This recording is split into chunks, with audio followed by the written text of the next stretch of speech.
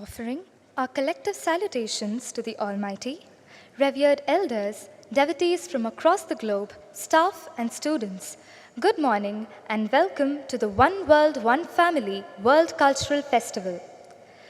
The Swedish saying goes, lagom är bäst, moderation is best.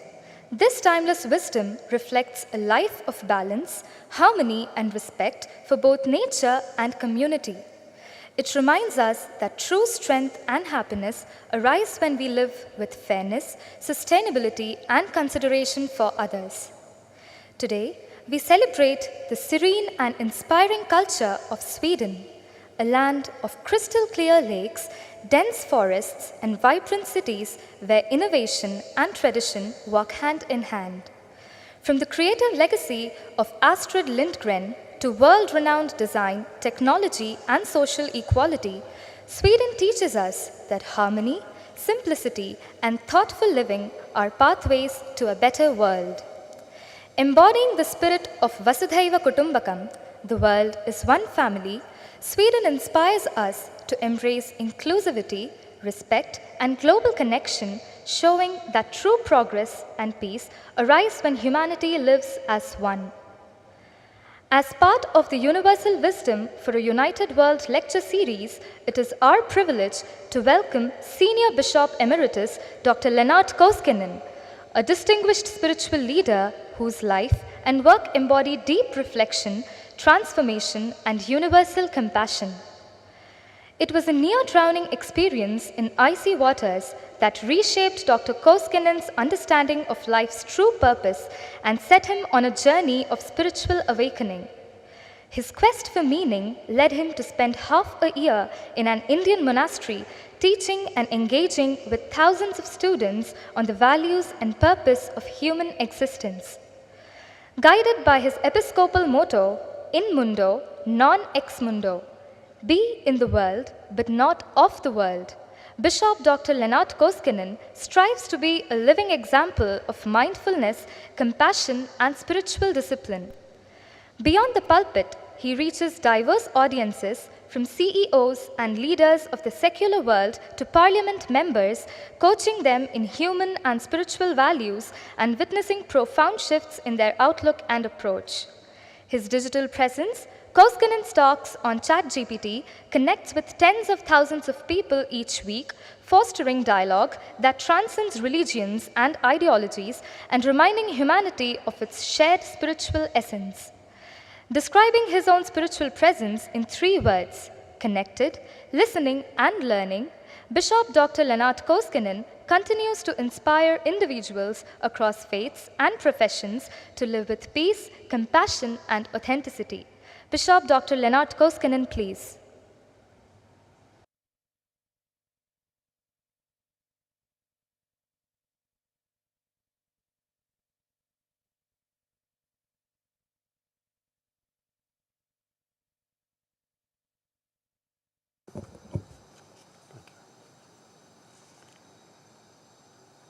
Esteemed Sadhguru and beloved members of the One World family, wonderful to be here and see all of you. I have been asked to share some existential and spiritual views from my own background in the Nordic countries, Sweden, where I live, Norway, and Finland, where I was born. Those cultures are very close to each other. The most common existential question for most of us must be, who am I? It is existential because it both literally and symbolically tells us about our own being, our existence in this world. How do we look at each other and ourselves? And how do we want to be perceived by others? And perhaps, who would we wish to be?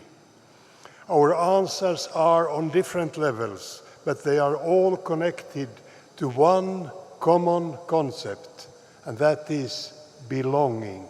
We all belong. Where do I belong? whom do I belong to, but also who are belonging to me and dependent of my existence. I am, of course, my father's son and a part of my family. In many cultures, the concept of family is, as we know, much wider and tells about belonging to a certain tribe or clan, which defines my existence and value. Often, belonging to a certain religion is also a kind of important identification. I am a Hindu, I'm a Christian, Muslim, or Jew, or even an agnostic. On the next level, it could be the nation. Unfortunately, in our times of growing, excluding nationalism in some countries, it has been even more important than being human, beyond race or cultural background. So I personally happen to come from Sweden, but as much I am also a citizen of the world.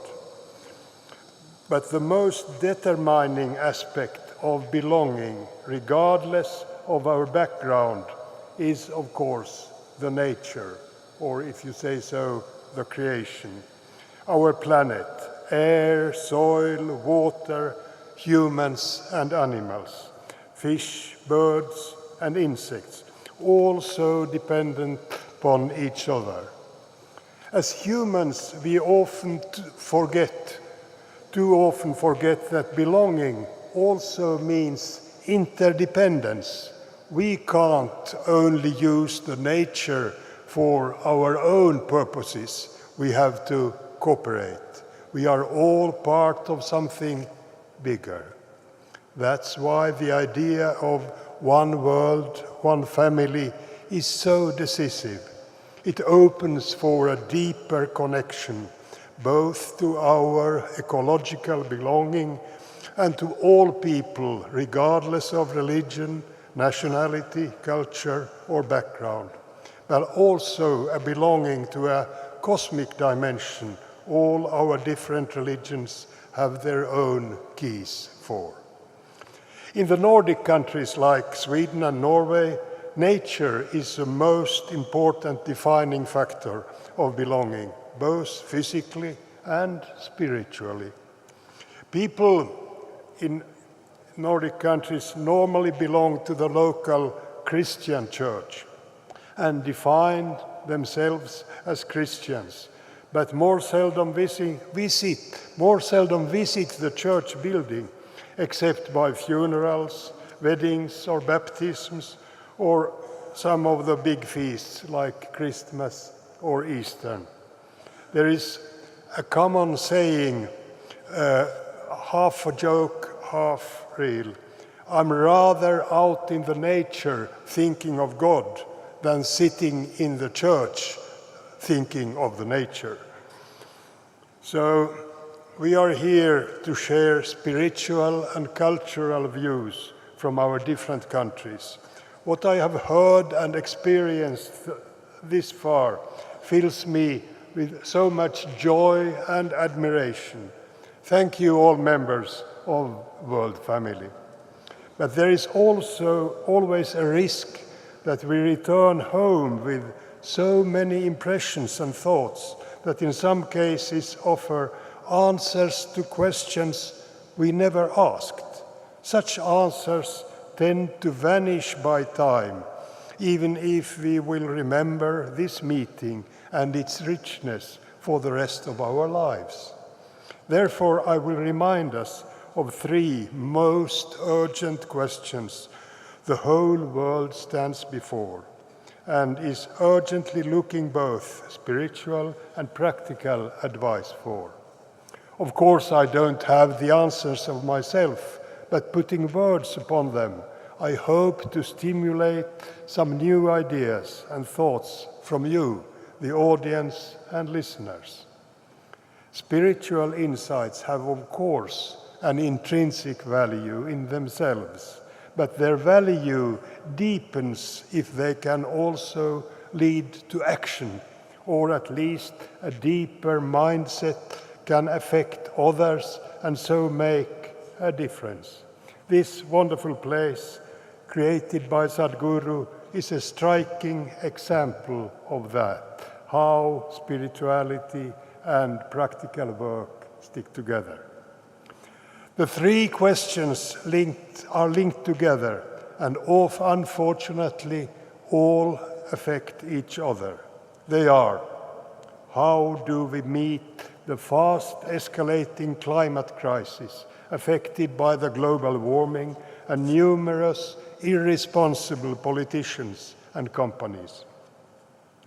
And the second, how can we promote the peace we all wish for in a world with so many wars and so much of hatred? Last week, United Nations counted 130 open wars or conflicts in our world. 130 wars. And here we sit in peace. The expanding problem with more and more refugees is my third point. All these refugees who are forced to flee but turn back from so many countries. I am a philosopher and spiritual leader from the world's biggest religion, Christianity, but in a worldwide scale it is still very small. But if we would gather spiritual leaders and thinkers from all parts of the world, we could have an impact political, economic, and military leaders hardly could ignore. I will start saying something about the climate grief and the sacred earth, which affects you from the younger generation even more. We have a lot of youngsters here. Some mornings the sky feels heavier, not from rain, but from sorrow. A quiet, collective grief drapes itself over forests, oceans, and fields. It is the ache of planet unraveling and the slow awakening of its stewards, us, the family of this world. This grief is not only ecological, it is existential, it is spiritual and global. Every hour, our world loses 3 species to extinction. Every hour. The rate of biodiversity loss is now tens to hundreds of times higher than the natural baseline. Over the past 50 years, populations of mammals, birds, fish, and amphibians have plummeted by more than 2/3. Insect populations, these tiny engineers of life, are collapsing. Without bees, countless crops can't pollinate. Without beetles, soil can't breathe. Without butterflies and ants, entire food chains start to unravel. These great creatures, so often overlooked or sweated away, are in truth the quiet laborers of balance. Their disappearance is not just a warning, it is a deep wound. Coral reefs bleach, glaciers retreat, rivers dry or overflow and drown people. These are not distant statistics, they are cries of our whole planet. Listen, you can almost hear it. Each number hides a song that will never be sung again, a flight that will never return, a balance broken not by fate, but by us. And still we press forward, rarely pausing to feel that we have lost. The sorrow is there, but so is the suppression, the silence that threatens to suffocate our feelings, and with it, our capacity to change. We are not just losing forests, we are losing sacred groves, not just melting ice, but the stillness of silence, not only polluting oceans, but clouding the waters with meaning. The climate crisis is not just about carbon, it is about relationship, it is about belonging. I remember many years ago sitting by a still lake in the early hours of a Swedish summer morning. The mist curled along the surface like breath, birds began their tentative songs, everything else was quiet and yet so full of presence. In that moment, I felt whole, not accomplished, not busy, just part of something larger, something holy.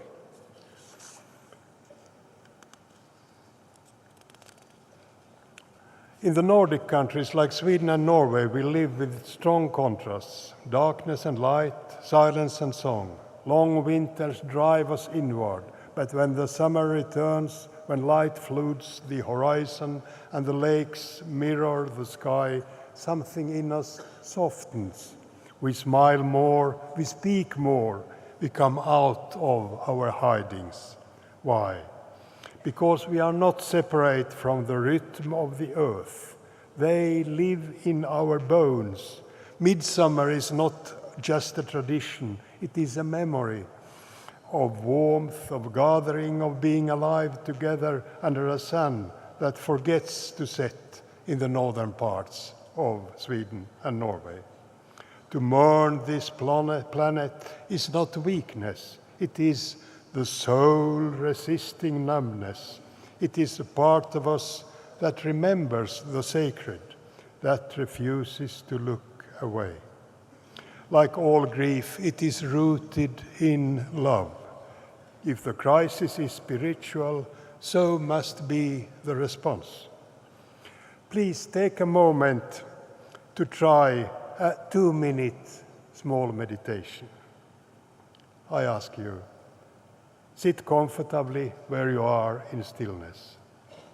Try to find a good position. Close your eyes for a moment.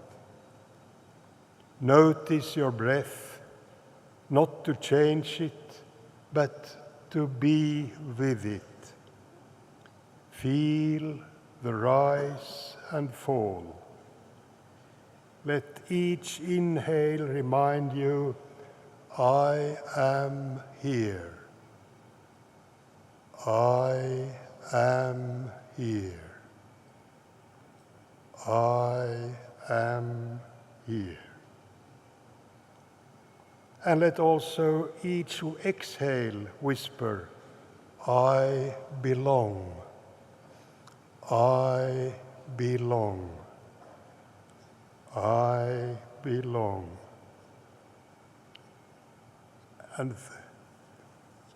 feel the feeling that you are an important part of one common world and one living family. We are not separate from the earth.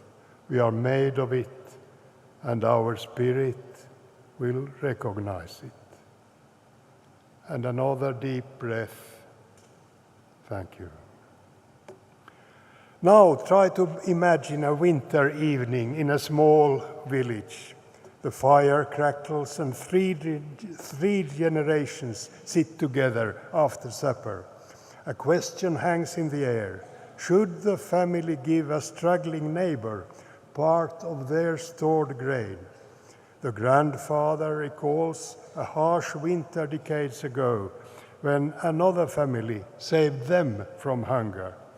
The mother worries about the children's needs, the father speaks of fairness, and even the children are asked what they think. By the time a decision is made to share the grain, it carries the weight of memory, empathy, and shared conviction. I think the kids made the final decision. In the intimate setting of the fireside or the family kitchen, these principles played out naturally. Each voice mattered, the cautious elder, the practical parent, the curious child, creating a space where decisions became not only shared but deeply human. It was this blending of experience and reflection that formed a living moral compass, quietly reminding each generation, you are not the first to walk this path, and you will not walk it alone. Gratitude and forgiveness were at the heart of these traditions. To pause and give thanks was to recognize that life itself is a gift, not an entitlement.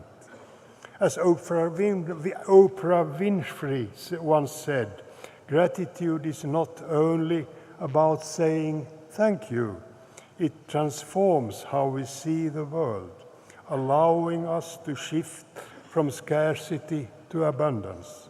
To live with gratitude is to see life as borrowed and precious, softening our hearts toward others and deepening our own capacity for joy. Let's now turn to the second burning questions. We have to mention it. All the unforgiving wars surrounding us, we are always reminded of them. Many years ago, I lived one winter in Kashmir, where so many people have been killed, wounded, or homeless. Personally, I have been spared of that kind of violence. But for me, this long conflict is a personal emblem of all the repulses of never-ending wars. Today, the situation, not only in Kashmir, but in Ukraine, Gaza, or Sudan, is as serious. Consider the 80 years long conflict between Israelis and Palestinians, which has grown partly to genocide, even if a ceasefire may be discussed just this moment. Conversations about such deep and painful issues can easily harden into walls and turn into concrete, not before individuals from both sides have the rare courage to sit together, to share their stories of loss, fear, and love for their children. Something profound can happen. The path to forgiveness does not erase injustice or suffering, but it opens a space where empathy can grow and the desire for retaliation begins to loosen its grip. The best example of such a process in our time was probably the reconciliation process held in South Africa after the apartheid era. We can all remember it. It was led by my old friend Archbishop Desmond Tutu and supported, of course, by Nelson Mandela. As a reminder that such a process seldom is black or white, they included many of mixed colors, especially the numerous group from India who risked to fall between the chairs and needed a clear status. Forgiveness is one of the most demanding human acts. It asks us to release the burden of resentment, to free ourselves from the grip of harm that has already been done. Working with forgiveness often requires speaking our pain loud, and that is what happened in South Africa, a long and painful process, but so necessary. Forgiveness is not a solitary act, it is a relational practice, often born in dialogue, in the humble acknowledgement that our humanity is bound together, even with those we struggle to understand. And true forgiveness can't come with ultimatums or conditions that the other person must follow our rules or accept our view first. It asks us to step into their world, to hear their story and feel their pain, even when it challenges us. Only by daring to meet the other's reality with openness can the door to forgiveness truly open, allowing healing to move in both directions. The three most effective tools are love, forgiveness, which ends in reconciliation. Only they together leads to a healing necessary for the way forward. Societies built on forgiveness rather than vengeance are gentler and more resilient. Communities that honor reconciliation foster trust, cooperation, and climate where dialogue can flourish. Open, I hope, that could take place in Kashmir too. In today's polarized world, we can even see a subtle fault line emerging between those who believe forgiveness is the glue of social life and those who cling to the harshness of tooth for tooth, eye for eye. One vision seeks to heal and build, the other punish and divide. The path we choose will define not only our personal lives, but the moral atmosphere of our whole society. If we can't meet each other with curiosity and the courage to listen, the rift widens. Communities fracture, dialogue disappears, and the moral climate grows colder. Only by choosing the path of repair, daring to expend empathy even when it feels risky, can we prevent polarization from becoming a spiral that blinds us all, fulfilling Gandhi's warning that an eye for an eye leaves the whole world blind. My third question of global importance was about the refugees, forced to leave their homes and countries because of both the wars and the global warming.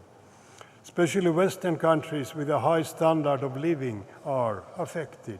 For long, countries like Sweden and Norway have been open to welcome hundreds of thousands of refugees in need of shelter and peace.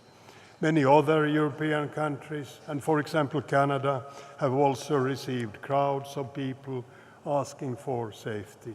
And the willingness to do so continues among many, but is quickly slowing down by the impact of a growing number of right-wing politicians looking only for their own short-term interests. And this odd idea of making just their countries great again instead of making it safe again for democracy and human rights. I rather argue that the greatness of a country stronger lies in its humanity and compassion. A few years ago, I attended a big interreligious meeting in Seville, Spain, where Christian, Jews, and Muslims for centuries had lived in peace and collaboration together. The topic of this meeting was hostility or hospitality, and we were reminded of the common and main virtue of all these three Abrahamic religions, hospitality. It goes back to the father of them all, Abraham, who is mentioned as a special role model in their scriptures. When a stranger comes to your house, you should treat him well and show him the utmost hospitality. This is a holy duty, which I have felt since I came here. Today, this seems to exist foremost in the Muslim tradition, where hospitality in some places still is shown and regarded a virtue in the face of Allah. Today, this practice seems to have vanished in many countries, but is still vivid in many ingenious cultures around the world. In the old Inuit culture in northern Alaska, which I visited last year, a stranger was not only invited to the house, but also to share the bed with the wife, probably a way to avoid inbreeding in this old, vulnerable culture where most of the population is so closely biologically related. Now I will speak about the many doorways to the sacred. You allow me to tell you about that a little bit more. Spirituality is much older than religion, but is often confused with religion. More and more people deny being religious, but still have a deep need for spiritual experience. Spirituality has many faces. It is deeper and wider, like the sky above the steeple. Our many religions offer path, language, and community, and that is good. But real spirituality is the river that flows underneath, the deep current of awe and wonder that has existed long before our doctrines and will flow long after. Some find it in prayer or liturgy, others in starlight music or the hush of snowfall. Spirituality is the art of noticing.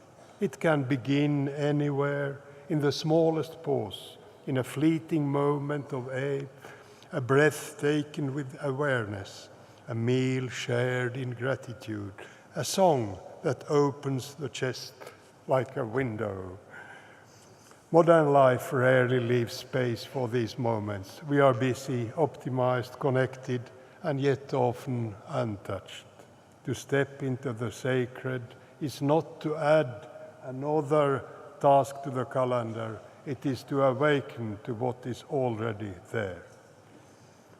Nature has always been the first cathedral, especially in our Nordic countries, like Sweden and Norway. Silence is an often ignored doorway to the deepest form of spirituality. In a world full of noise, to stop and listen, truly listen, can be transformative.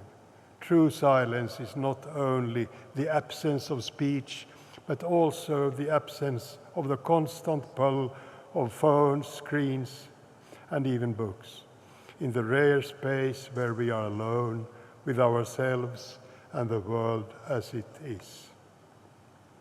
Service and kindness, which are so present here at Sathya Sai Grama, open another path when we step beyond our own ego and act for the good of another. Something shifts. And we have so many good examples of this kind of service here. Art and music can act as thresholds. A poem, a painting, or a single note of music can break the trust of numbness and remind us that life is more than survival. It is encounter. Still, I think that we need religions. Spirituality has no form in itself. It is just there and we can feel it. But our soul needs more. Our spiritual insights need a language.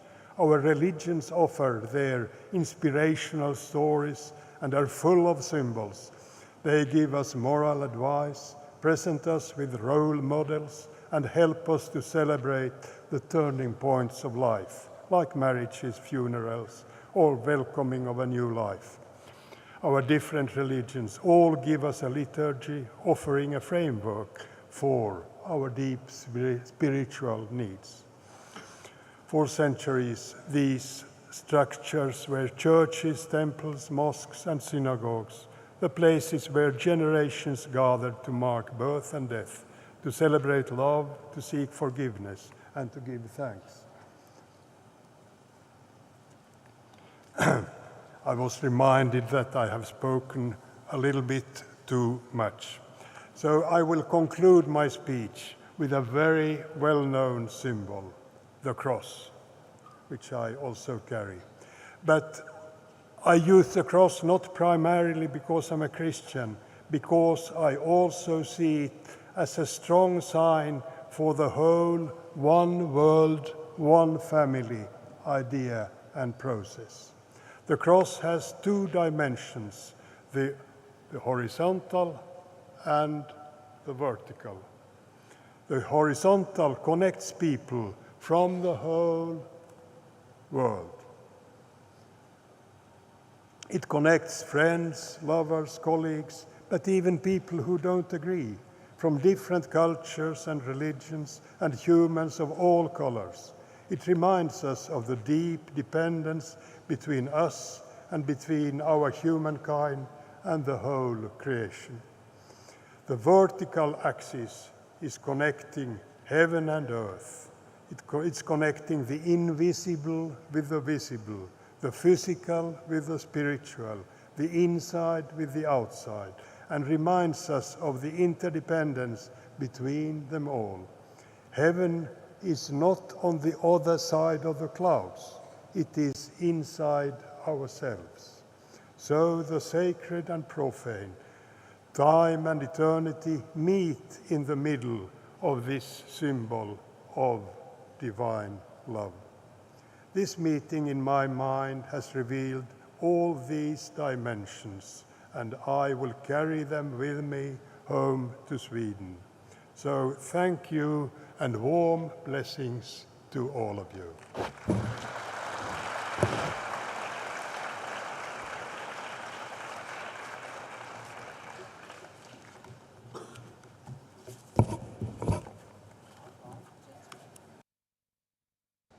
We extend our heartfelt gratitude to Bishop Dr. Lennart Koskinen for sharing his wisdom with all of us this morning. Now, may we invite Sri M.S. Satyanarayana, Trustee, Prashanti Balamandira Trust, to extend our token of gratitude and appreciation to Dr. Koskinen.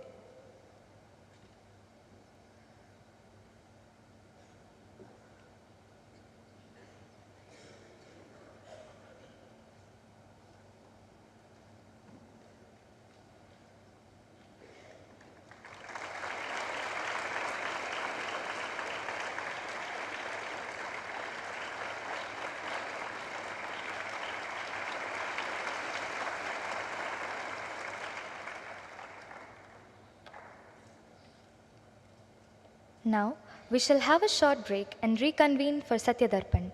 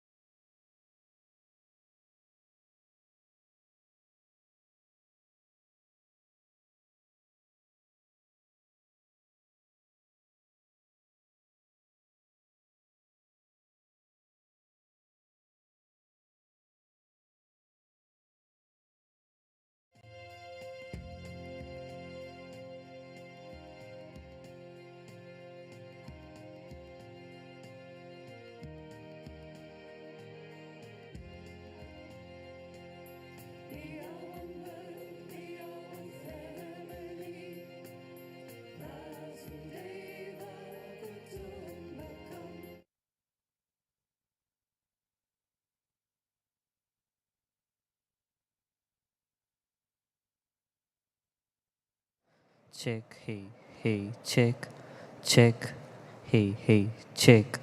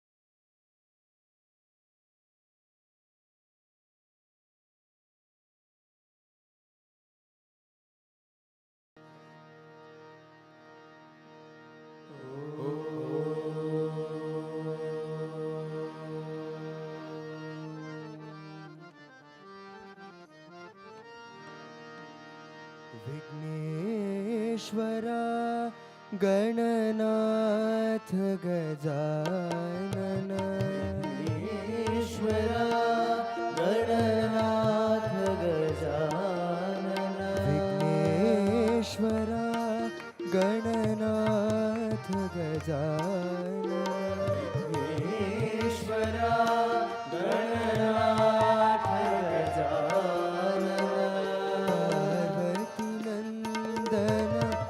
शुभानना Parvati नंदन शुभानना पार्वती नंदन शुभानना पार्वती नंदन शुभानना मंगलमूर्ति श्री गणनाथा श्री गणनाथा मंगलमूर्ति श्री गणनाथा श्री गणनाथा जय गणनाथा श्री गणनाथा जय गणनाथा श्री गणनाथा जय गणनाथा श्री गणनाथा जय गणनाथा श्री गणनाथा जय गणनाथा श्री गणनाथा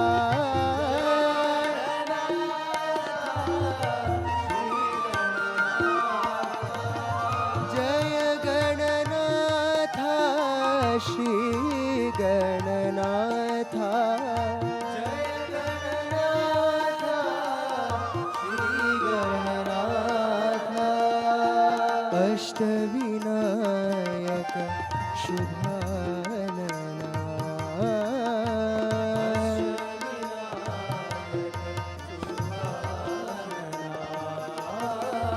सिद्धि विनायक शुभानना सिद्धि विनायक शुभानना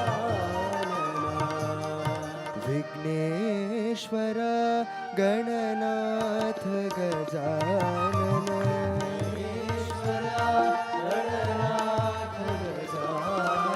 पार्वती नंदन शुभानना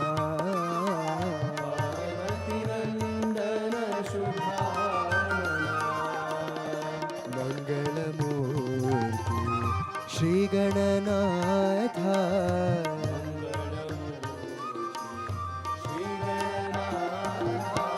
जय गणनाथा श्री गणनाथा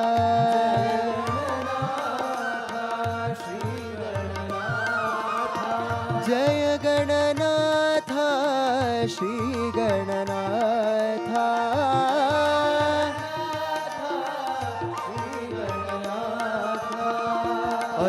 अष्टविनायक शुभानना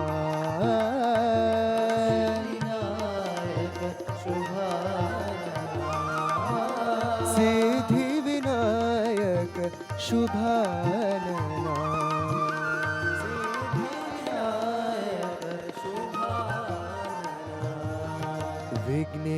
विघ्नेश्वरा गणनाथ गजानना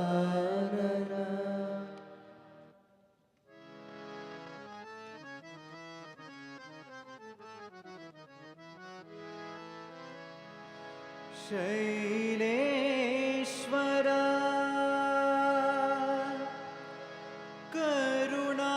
करुणामय शङ्करा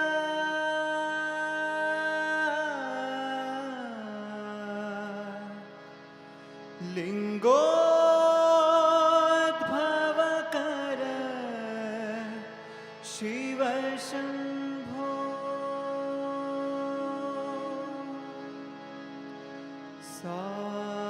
साम्ब सदा शिव शम्भो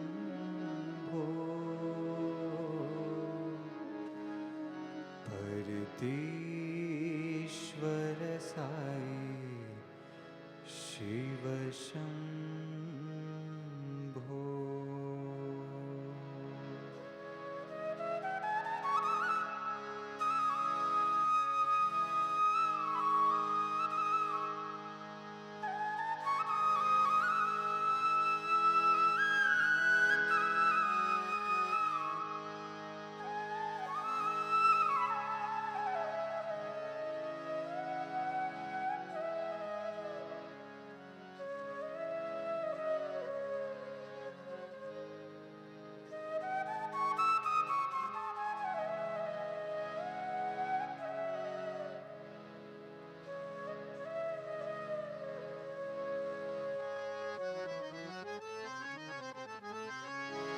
जय कैलासपते शिव शंकर जय कैलासपते शिव शंकर जय कैलासपते शिव शंकर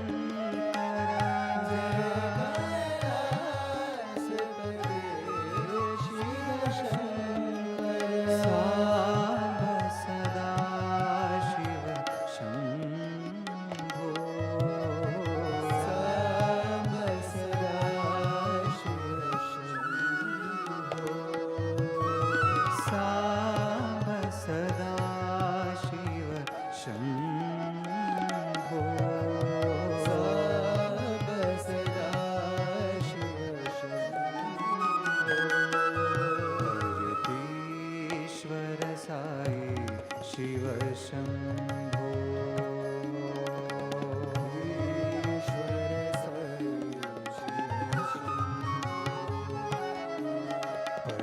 परतीश्वर साई शिव शंभो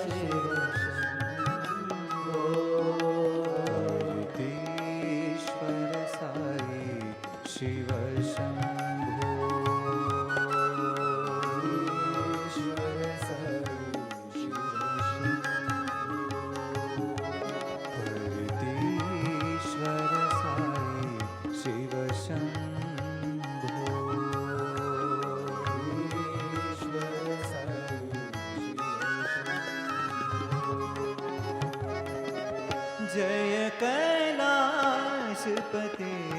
शिव शंकरा, कैलासपते शिव शंकरा, सांब सदा शिव शंभो, सांब सदा शिव शंभो, हरितीश्वर साई शिव शंभो,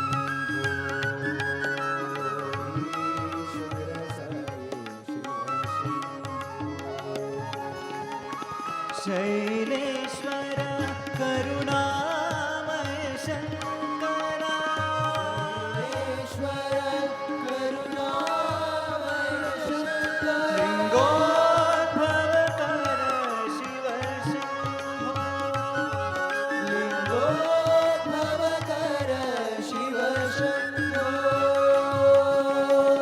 त्रिशूल जटाधर गंगाधारी, त्रिशूल जटाधर गंगाधारी, हालाहलधर शंभो, हालाहलधर शंभो, सांब सदा शिव शंभो, सांब सदा शिव शंभो, हरितीश्वर साई शिव शंभो, ईश्वर साई शिव शंभो, हरितीश्वर साई शिव शंभो, ईश्वर साई शिव जय कैलासपते Shiv Shankara.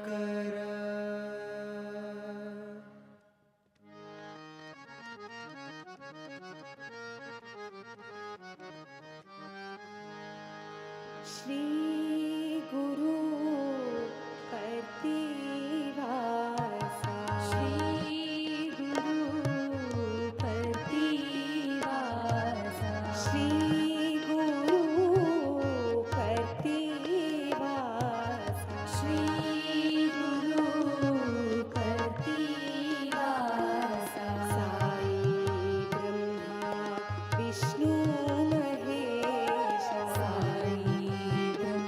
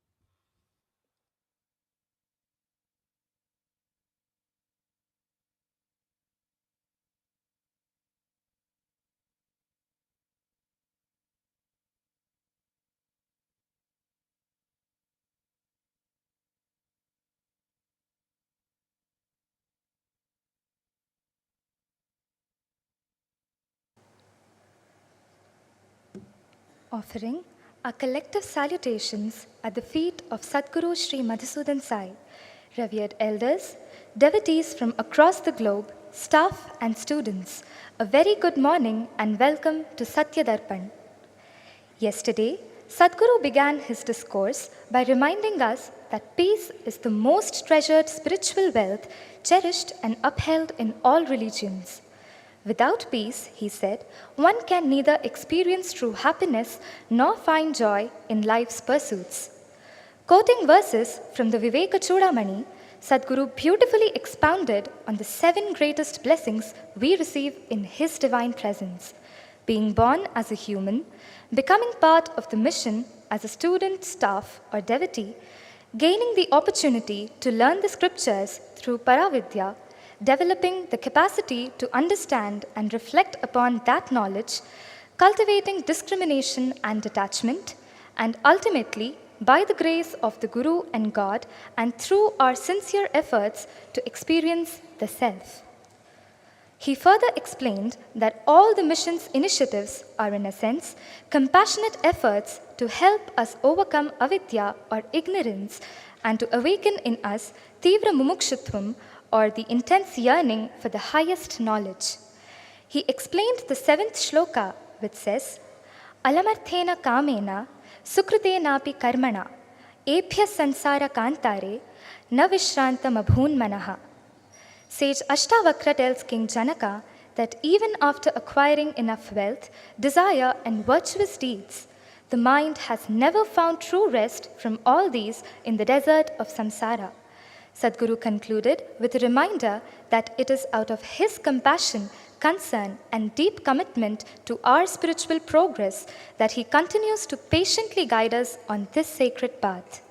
We now pray to Sadhguru to bless us with his divine discourse on the Ashtavakra Gita.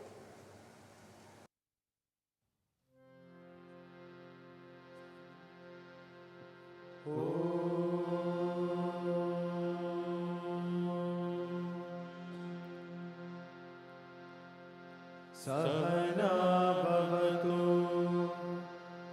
सहनौ भुनक्तु सह वीर्यं करवावहै तेजस्विनावधीतमस्तु मा विद्विषावहै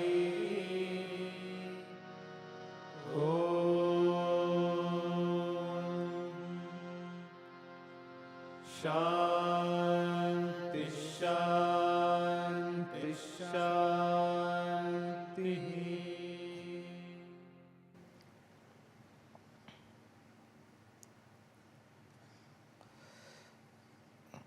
The plight of Duryodhana is the plight of most of the people in the world.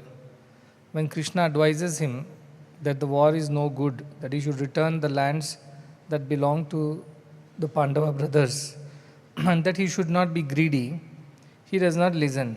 In fact, he tells, don't lecture me. I know what is right, but I just don't know how to follow it. I know what is wrong, but I just don't know how to not follow it. Janami dharmam nachame pravrittihi, janami adharmam nachame nivrittihi. I know what is right. I have heard all the scriptures. I have been in the company of good people. I have learned from the gurus. I know what is the right thing to do, but I just don't have the capacity, the willpower to do the right thing. And I also know what is wrong, should not be done. But I just don't have the willpower to not do it. I end up doing it again and again. And that is how I end up in so many problems, including he ended up destroying his entire clan. It is said in Bhagavad Gita, Trividam narkasyedam dwaram nashanam atmanaha kama krodha tatha lobha tasmad etat trayam tajet. Which means these are the 3 doors to hell. Kama, krodha and lobha. Kama, excessive desires. Krodha, anger that comes out of not being able to fulfill those desires and expectations.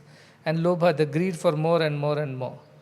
These 3 are the gateways to hell. And therefore, give up these 3 is what Bhagavad Gita tells. But Duryodhana was the embodiment of lobha. It was never enough for him. When Krishna tells Duryodhana, forget about the entire Hastinavati or even half of the kingdom. just give 5 villages to the 5 Pandavas, they will live happily and there won't be a war. But Duryodhana says, not even the land worth the tip of a needle will I give to the Pandavas. That greedy he was. So there was nothing anybody could do about it. He had inherited it from his greedy father, Dhritarashtra, who wanted to sit on the chair forever. In fact, he sacrificed all his children, but he did not give up his chair. That is greed for things. That is definitely a door to hell. Krodha, anger, is another door to hell, they say. And if you look at our mythology, you see Hiranyakashipu was very angry because Hiranyaksha was killed by Narayana. He was trying to destroy the Vedas. So Narayana killed him and restored the Vedas. So this Hiranyakashipu felt that my brother was killed by this Narayana, so we should not worship Narayana. We should worship only Shiva, but not Vishnu. But he ends up with a son, Prahalada, because when Prahalada's mother was pregnant, she heard the discourses of Narada. And as I said, now it is even scientifically proven that the fetus has a consciousness. It listens, it learns, and its growth, understanding begins when it is in the womb. The baby is in the womb. And we know the story of Ashtavakra himself, who heard his father speak while he was in the womb, and he pointed out the mistakes of his father, and the father punished him, cursed him, that he will be born with a crooked body. Likewise, Prahlada is born because he heard about Narayana from Narada and develops devotion for Narayana. And of course, at the end, father gets very angry, punishes Prahlada, but devotion of Prahlada prevails, and Narasimha avatar happens, and that kills Hiranyakashipu. But Hiranyakashipu's anger against Narayana was the reason why he could not see sense in what his son was telling. So also, if you look at kama, desire, especially lustful desires, Ravana had developed it for Mother Sita. He became desirous of her after he saw her, as reported to him by his own sister Shurpanaka, who was also smitten by the beauty of Rama. And so these are Rakshasi pravritti. Daivasura Sampada Vibhaga Yoga is where this shloka comes, where what belongs to the demonic people, what qualities belong to the good divine people. So he could not control Ravana. Though he first went to avenge the insult to his sister Shurpanaka, but in the end he ends up with looking at the beauty of Sita and says, oh, there's such a beautiful woman, she should be my possession, she should be with me. And then he does all kinds of things and abducts her, and that leads to the destruction of the entire clan of Ravana. So this is what happens. We're just by these 3, kama, krodha, tatha, lobha. Tasmat etat trayam tyajet. That's why give up these 3. Why there are 3 doors to hell? Somebody jokingly said, because everybody is rushing towards the hell. Heaven has only 1 door, because there is not much crowd there. You have many toll gates when you have too much traffic. Like in Delhi, Gurgaon toll gates, you should see highway. So such a large one, I don't know, 11, 12 or maybe even more gates. Yet there is a traffic jam there all the time. Sometimes for 2 to 3 hours, because everybody is rushing towards Delhi. So there is a traffic. Whereas if you think of a village, there is no need of toll gate, no highway, nothing, because nobody goes there. That's why hell has 3 gates, because everybody wants to somehow get into the hell. So either kama, krodha, lobha, they just want to try it and get in. Because heaven has nothing, it's one straight small path which leads to heaven, which is the path of Satyena pantha vitato devayanaha yena akramanta rishyoho amrita bhavanti. That's they who tread the path of Satya, that Satya's path takes us to the ultimate. After having fulfilled all their desires, in the sense, no desires are left for the rishis. They are the ones who walk on the path of truth, Satya. And that is the only road to heaven or to the self. But that happens for the apta kamaha, meaning those who have finished all their desires. There are no more desires left in the world. Like yesterday, alamarthena kamena, enough of your desire, enough of your running behind the worldly pleasures and wealth. So such people alone tread the path of truth. That is why I say satyameva jayate. And finally they are victorious because they walk the path of truth. So the idea of all these scriptures is that to help us walk the path of truth. The plight of the Duryodhana within us is, we know what is truth, we know what is this path, we know that this is the right thing to do. Yet we are unable to follow it all the time. We often fail. And that is why our misery is akin to that of Duryodhana. Knowing fully well, if we were ignorant, ignorance is bliss, probably you also would get, of course there is no excuse. Ignorance of law is no excuse. But then at least because you were ignorant, you were not taught, you were not told by any guru, you didn't read a scripture, so you were going on the wrong road, at least you can be forgiven for that. Benefit of doubt, you can be given.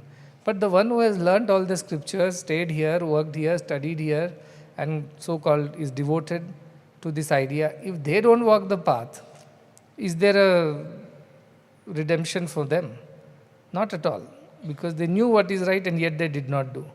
And they were told what was right, they were taught what was right, but they did not follow. So theirs is worse hell. That is why it is important that we pick up the courage and those Viveka, Vairagya, Shat Sampat and Mumukshutvam, this burning desire for liberation, as if it is like that of a man whose hair has caught fire. He cannot think of anything at that point in time. He just needs some water to douse the fire on his hair. That is the kind of burning desire for liberation, if it is there. Only then one can achieve this. This mild, lukewarm, average desire will not lead us. If average desire for moksha will not lead us. So he says, Ashtavakra, enough of all the worldly desires, enough you have done all these things. And even all karma kanda that you have done, this yajna, that homa, this puja, that ritual, these many days of fast, that many days of tapasya, all that is, leave it aside. It's enough. Enough is enough. It's time to rather dwell in the self by rising above all the desires. That is what he is trying to convey through all this. Otherwise, you will be lost in this great forest of the world and you will never find your way out of it. It is not possible because it is so dense. In Chhattisgarh, where we come from, the forests are so dense that even in daytime, it is so dark in the forest that it feels like it is maybe evening or night. It is so dark because they are so densely. Satpura is a range of forests, Maharashtra, Chhattisgarh, Nagpur region. That is so dense that in the day also it feels it is night. That dark they are. So you will be lost in that dark forest of samsara without a guide. And you will never be able to come out of it. You will be going round and round. Dandravya mana. Go round and round. Pariyanti mudaha. The fools keep going round and round. That is what will happen to us. Don't get into such kind of a mess. How many ever births you have done? He says last shloka, Kritam na kati janmani. How many lifetimes you have done the same thing? Being born, learning how to walk, talk, read, write, go to school, find some mate, then get married, after that have children, after children grow up again, worry about their marriage, their education, get them, then your retirement, your planning, saving money, suffering diseases, finally decaying and dying, and again being born and starting the cycle all over again. How many times have you done this before? So it's enough. Enough is enough. Now don't run into this. That is why I say the ultimate goal of a human birth is not to be born again. That is always the goal of human life. If you are again born because of your desires, not Karana Janma, I am not talking about born because of divine will or Avatara Janma or something. These Karma Janmas, bound by our karmas, we are born again, dragged into this samsara, then we should really be sad that we haven't used the human birth correctly. What's the point? So he says the only goal of why you are born is so that you are never born again. You should be redeemed. So this is why the previous chapter was quite important, where we are again reminded halfway through Ashtavakra Gita that yes, while it is all nice to have theoretical intellectual understanding of the self, oh I don't change, nothing happens to me, but when small issues come in life, we forget all that and our balance is totally lost, thrown off balance, and then we again get into this maya of positives and negatives, the duality. Continuing in the same tone, chapter 11, Ashtavakra is further elaborating the same concept about what the world is and what is the self and how one should be attached to the idea of the self and not be to the world. Mrityoramukshiyam Amrutat, as it is said in our Trembakam mantra. So in chapter 11, page number 93, the first shloka says, Ashtavakra Uvacha, Bhava Bhava Vikarascha Swabhavaditi Nishchayi Nirvikaro Gatakleshaha Sukhe Naivo Pashamyati. Bhava Abhava Vikarascha. Bhava means it is there, Abhava means it is not there. The idea of gains and losses, or the idea of duality of enjoyments and displeasures, the idea of something that exists and tomorrow it does not exist, these vikaras or modifications or aberrations or distortions are swabhavat iti nishchayi. This is by the very nature of the world that it is like that. There will be cold and heat, there will be day and night, there will be darkness and light, there will be things today here and tomorrow they will be gone. Your relations, your wealth, your name, your age, your beauty, everything will disappear tomorrow. This is the nature of the world. Trying to make it permanent and retain it forever is not possible. It is the swabhava, the very nature of the world, that it changes. Today it is there, tomorrow it is not there. Nishchayi, confirmed this is, because I have observed it, I have analyzed it, I have understood it, that this is the nature of the world, which is impermanent. Nirvikaro gata kleshaha sukhai neva pashamyati, says, therefore become nirvikara, free of these modifications, these distortions, these aberrations, these changes. Nirvikara you become, unchanging. Gata klesha, then you will become free from all the suffering. Suffering comes from this insistence that I like this and I must have it forever, which forever thing doesn't happen in this world, because by nature, by very definition, it is temporary. So get rid of this kind of modifications and be established in the unmodified, unchanging self. That's how you can get rid of all the klesha, all the sorrow or suffering, and sukhen eva upashamyati, and then indeed you will attain ultimate bliss and peace. Upashamyati, sham means peace, so shama. You will become peaceful in your body, mind and spirit. When will you become peaceful? When you stop demanding that you should have permanent joy out of this impermanent world. When you stop insisting like an immature kid that you must always be happy in a world which by nature is the house of unhappiness. Anityam asukham lokam imam pappe bhajasvamam, says Krishna. The definition of the world is anitya, it is temporary. Means it is there today, it is not there tomorrow. Asukham, and it is full of unhappiness only. We feel there is happiness. Bhagavan used to say, pleasure is an interval between two pains. That's all is the nature of the world. People when they come and say, Swamiji, we are very sad. I said, don't worry, this will change into happiness tomorrow because it is not permanent. And people come and say, we are very happy, then I said, you better be careful. Tomorrow you will going to be sad, because that is how it changes. So don't be too excited when things are going your way, because tomorrow they are not going to be this way. And when things are not going your way, do not be too depressed and sad, because that would change again. Because the nature of the world is always changing. It is Maya. Maya means that which is not there, but it appears to be there, like the mirage in the desert. It is not there. There is no water in the desert. Appears to be there. Like that, there is no happiness in the world. It appears to be there. This is the Maya. That is why Maya Rupena Samstita. Vishnu Mayeti Shabdita. The goddess is named. Ya Devi Sarvabhuteshu Vishnu Mayeti Shabdita. Who is called as the Vishnu Maya. The very Maya of Vishnu means the very illusory power of Vishnu. That is what you wield. You create all these nice things out of nothing and fool us all into thinking that all this is real, and we run behind all this like children. And then we suffer. And when we realize it's all a mistake, we come back to you and seek refuge at your feet. That is the game. You are always playing with us. So this is the idea. The very nature of Maya is born out of Vishnu, the same Lord, the same Creator. But we must be careful not to get entangled there. We must navigate through this Maya, Jal, and then come out safe and clear to the other side. As I told the other day, I was mentioning, I don't know whether I told here, we had been to Italy.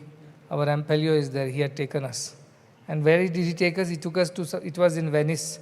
There was a rich merchant, some old Venice merchant's huge mansion it was. Now it's a museum come a tourist spot. We went there. And there was this huge, what you call as the maze-like thing, labyrinth, made in the garden. So there were very tall hedges, and that was a labyrinth through which you had to navigate your way and go into the center and then come out. Now, we all thought we would have some fun, so we just got inside that labyrinth. We thought we will somehow navigate because enough people have gone through it. But after some time, we were lost. Narsimurthy sir, myself, C. Srinivas, everybody. All were going. Mr. Tiger did not want to play the game, so he climbed up the tower. So there is a watchtower on top from where you can guide the people to come out of that labyrinth. So our three of us, just to have fun, got inside. We didn't know how to get out of it. Every now and then we were bumping into each other, but not getting out of that maze. And then we all were, after some time, really started growing on us. My God, when are we going to come out of it? How do we come out? Is there an exit at all? We started doubting like that because whichever we go, we were ending up in the same place. So then from top, Tigrit would shout right, left, and all that. And that is how we finally found our way. Sometimes it becomes so difficult to even trace your journey back because you've got inside some kind of a loop. And then to break that loop, and even to, if you think, okay, I don't want to go forward, let me go backwards and come out of it, even that is not possible. You're stuck. That is how this samsara is. You're stuck there. Once you get inside it, getting out is very difficult. You say, okay, I'll withdraw. Withdrawal also is not possible. So either you are able to navigate it, you are able to manage it and come out of it, nor you are able to withdraw and escape it. Both are not possible once you get into this samsara. Neither here nor there. That is the problem. That is the maya. It creates all these illusions and makes them all appear so real that you really start believing it is all true. And then you don't know how to escape this. Even if you try your level best and even if you develop some kind of dispassion, detachment, you don't want to play the game anymore, you want to get out of it. Unless a guru is there watching you from top and says, okay, take right, then left, then right, then left, and you blindly follow the guru because you can't see a thing. You blindly follow Guru's words and come out of it. If you doubt Guru's words, doubt the scriptures, nobody can save you. So that is why this labyrinth. So he says, Nirvikara Bhava, become unmodified, unchanging. How do we change? One day we are happy, other day we are sad. One day we are very, very excited, other day we are depressed. One day we are successful, so we are jumping all around the place, and one day we fail, we go shrink into our shells. This is our life. This is our life. Daily we change. No, this is what mood swings they call it. Daily our mood decides what we are going to be doing. That is not the way. Equanimity does not allow you this. So be equanimous is what he's saying. How? By knowing that this is a magic show. This is a dream. This is illusion. This is not real. The moment you realize that, nobody can fool you after that. How can somebody fool you? Because you know the truth. Satyena Pantha, you're walking on the path of truth. How can somebody fool you? So none of this matters after that. You simply come out of it, and all the klesha, all the suffering of being stuck there between the dvandva of good and bad and happy and sad would be over with that. Once that is over, upashamyati, you will attain peace. Yesterday we discussed, peace is such a virtue, such a value. Everybody needs peace. Without peace, no joy in life. Peace is extremely important. And peace comes to you only when you have freedom. When you are bound, you cannot be peaceful. So you are bound or you are stuck inside a labyrinth, you are not peaceful. You don't know how to get out of it. That is why it is important to have the grace and guidance of a guru. But that is not enough unless you have shraddha to follow the words of the guru. It is a bitter pill. It's a bitter medicine, but that is what works. And that is why the scriptures, though they sound bitter, yet we should remember we can't end up with Duryodhanas, knowing all the scriptures, yet saying we don't want to follow it. Why? Because it is difficult. Then we end up in a mess. But rather you say, yes, I believe these words are true, and no pain, no gain. Even in spirituality, sacrifices only can lead you to immortality. That is when you are able to escape this rigmarole, this maze. Otherwise you are stuck there forever. So this is the idea that Ashtavakra is saying, being firmly convinced that all this is illusory. That's why don't put effort. Shatrau, mitre, putro, bandho. Don't put efforts to gain relationships and feel good about it. These are unnecessary. These are all maya, because tomorrow they will be lost. Then you will feel sad and you suffer. Because you got attached to something, you will suffer. That's why sannyasis don't want to get attached to anything. Because the moment they get attached, they will start suffering. A story I read about a sannyasi. He was going to the river to have bath, but he was very attached to his kamandalu. Kamandalu, that water jug. They carry everywhere because they have to carry their water naturally because they don't have a constant supply of water. They don't live at home, at some household. So they have to keep moving. So they carry their water. So when you want to enter the river to have bath, he thought, if somebody steals my kamandalu when I am having bath. So he digs up the sand in the banks and put the kamandalu there and covers it up like with the mound of sand, like a shivlingam. Some people watch that this man is making a shivlingam out of this river sand. Maybe there is some ritual, those cat basket stone people.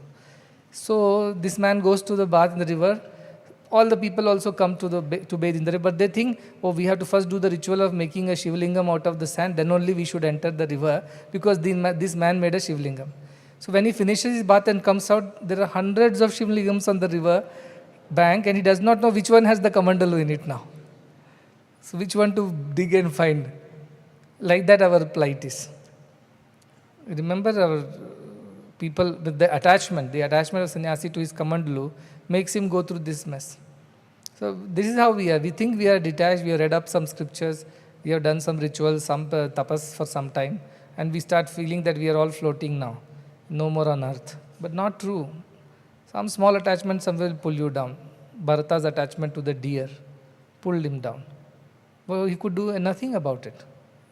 At the end, he was born, karma janma, was born again, and that too in a lower yoni, that too in an animal birth, not even a human birth. So our desires are like that, very, very dangerous. Even the smallest bit remains, it brings us back into this world, and then all the other mess starts. So that is why even the last moment you have to be very careful. 99.999% you have got it right. That 0.001% you got it wrong, will start again. Start again. That is the sadhana. I was listening to one our singer teacher is there. His name is Fayaz Khan Saab. So a video I was watching his interview. In that he says there is a ritual called Chila they perform. Chila means 40 days they have to follow a certain ritual. They have to cook their own food. They won't talk to anybody. They won't go out and meet anyone. And they will bathe and then they will cook their food. And whole day they will do Sangeet sadhana. Not even one day they should skip. Even if you're sick or something happens, you stop the sadhana.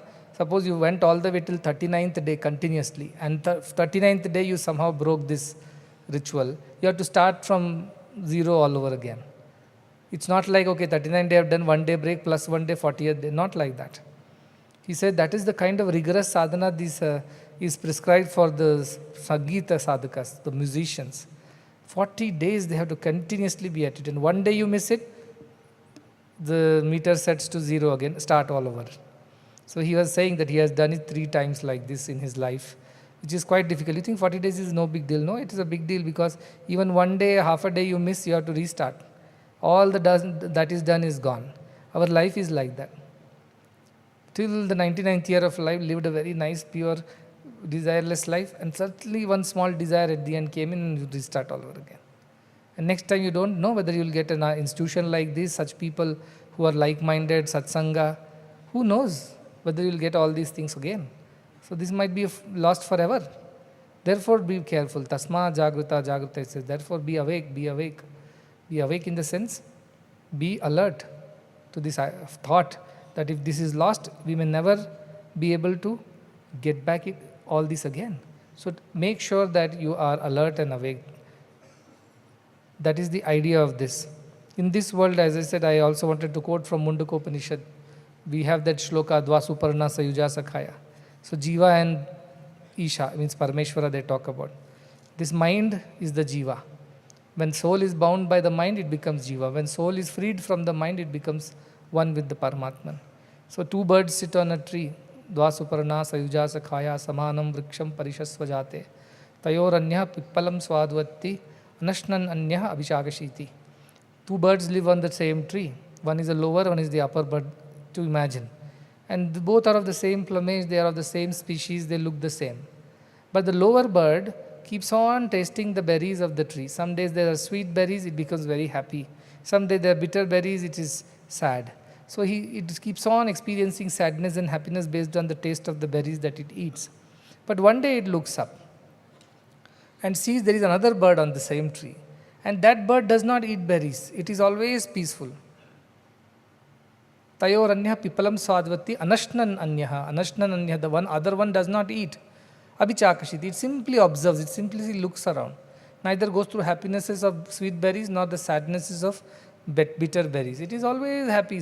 I mean, in the sense, it is always steady, sitting there. See, this lower bird gets very curious. How can another bird be like this? I am always suffering one day, enjoying another day. I am going through these pluses and minuses. But that one does not seem to get affected by anything. So it gets curious, it gets inspired. And then, hopping branch by branch, it reaches up, desirous to become like the upper bird, which is not affected by all these things, which is not interested in the berries, which does not desire for anything. It is just there, absolutely peaceful and steady. So he says, Jushtam yada pashyati, when it looks up with some effort, Anyam, Isham, the other bird which is sitting like a lord, Isha, unaffected by all these pleasures and pains, then he says, Asya mahimanamiti vita shokaha. Then it also becomes one with it, that mahimana, that ultimate power, that greatness comes to this bird also, vita shokaha, and gives up all the sorrow. Means gives up happiness also, both dualities are given up. That is the beauty of that Mundaka Upanishad too, but this is just an analogy, because you are the same bird. The lower, when you are dealing with the world running behind pleasures and pains, you are the lower bird which is suffering one day and enjoying the other day. And this is unending, swinging between the two. But the moment you see a guru, a jnani, a avatar, purusha, a mahatma, who is steady, equanimous, sthita-prajna, something in you stirs, something in you inspires you to find out how can somebody be like that? Why am I not like that? This is why Guru Mahapurusha Samshraya is very important. In their Samshraya, in their company, you get inspired. Why can't I be like this? And then the efforts start on this path to be like that. What is the effort? Jushtam. You have to put some effort, some spiritual efforts you need to put. And then you reach the other. Otherwise, what you see? Anishaya Shochti Muhyaman. It thinks I'm useless, I'm no good, I'm like this, I'm like that. You will get into all wrong ideas of. Even though you are also the same self. But because of your association with the lower idea of body and mind and desires and the outcomes, you suffer and you think you are Anishaya, means you are useless. You are slave. Your Anishaya means slave. Isha means master. Anisha means slave. You become slave. You live like a slave, suffering. Never ever able to break free from the chain of desires. But one day you see a great one, you get inspired. And you say, I also want to be like that. What can I do? How can I be? Then you start putting efforts and slowly rise in your spiritual efforts. And finally one day you will become one with your higher self. This apparition or this illusion of you being lower bird, of you being body and mind disappears. Once that's gone, you are free. You are free. That's what I was saying. Even if it's bitter, even if it's difficult, spiritual path is difficult. Nishitya, Shurastya Dhara, it's a razor's edge. But this is what ultimately gives us the ultimate joy. So, though initial days it may be very difficult, you might find it so tough to overcome this. But then, once you have gained that first stage you cross, the journey becomes easy. I was telling you, our stages are I to V to He, as Bhagavan would put it. I to V is the difficult stage. V to He is easy. The I to V is the most difficult part. Half the battle, 90% of the battle of your spiritual sadhana is moving from individual selfishness to collective selflessness. That's all. Once you overcome that first hurdle, the rest of the journey is very fast. It tests you in the beginning. Like our medical college, engineering colleges, selection by elimination is the process. They make it so tough in the first year that only those who have it in them, they will continue to the next year. Otherwise, most of them drop out. By design, it is like that. I to V by design is the toughest step, the steepest step, the tallest step. But once you cross that, the next ones are very easy. So that is how it is. When I went to Sabarimala, one of my friends had taken me when I was in Bangalore. There is a ritual that you have to follow. I didn't follow that 40 days and all, but before that, 2 days before, they'd give you Irumudagatte and all that stuff you have to follow, Mala. All that was okay. Then you have to go and take bath in that river Pampa, which is flowing below the Sabarimala. My God, it was so dirty. I thought if I have this bath, I'll become more dirty than what I am right now. But then there is a spiritual reason why you should take a dip. Without that, you should not climb. So with great hesitation, I took a dip amongst all the undergarments of people floating in the river. Our people are sad. Our Tirtha Kshetras are ruined. They're so dirty.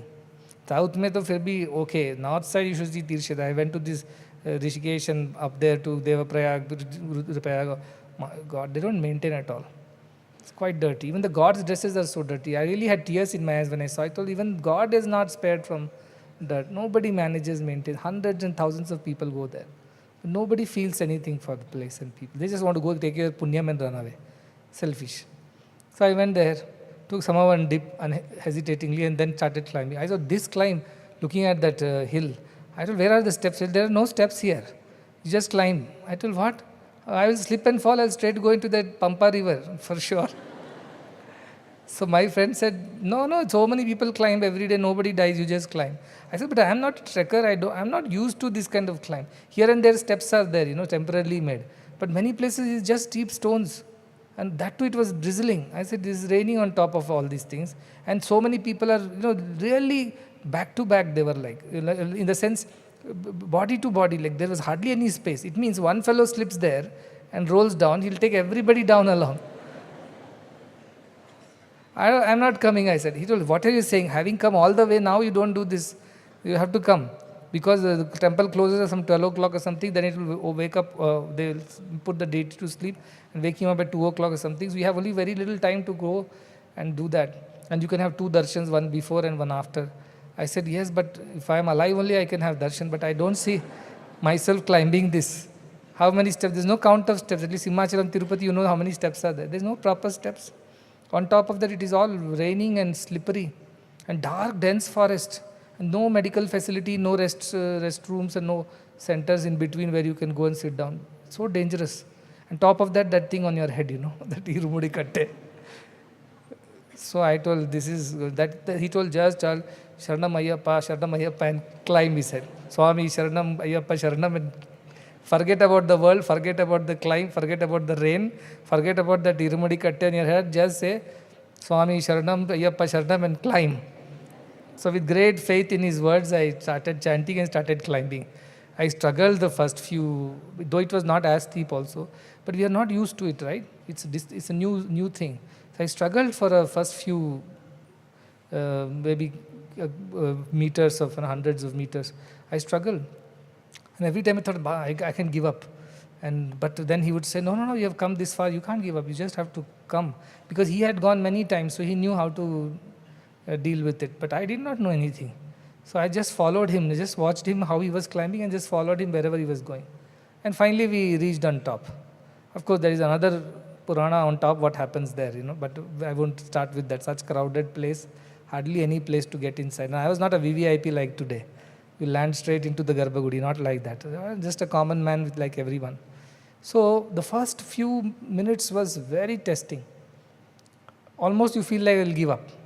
This crowd, this people jostling with each other, everybody's in a rush and a hurry to climb up, and that steep terrain, then rain on top of it, the unfamiliarity of the whole thing. All this put together kind of works on your mind. It almost tries to dissuade you from climbing. But then you keep chanting, Swami Sharanam, Ayyappa Sharanam, Swami Sharanam. Keep chanting. Forget about everything else. Just focus on that one mantra, and you get into the rhythm of it after some time, the groove of it. And you keep chanting, and slowly you will climb up the whole thing. Without you realizing, you will climb up. And I didn't realize at all. After once we reached there, only I realized that, we already are here. So that is how it is. It is tough. The first step is very tough in spirituality. Giving up your individual selfishness is the toughest step. But after that only you become collective. You become society, not anymore an individual, from Vyashti to Samashti. That first part if you cross, the tallest peak you cross, next ones are easy. From V to He is very easy, it's fastest.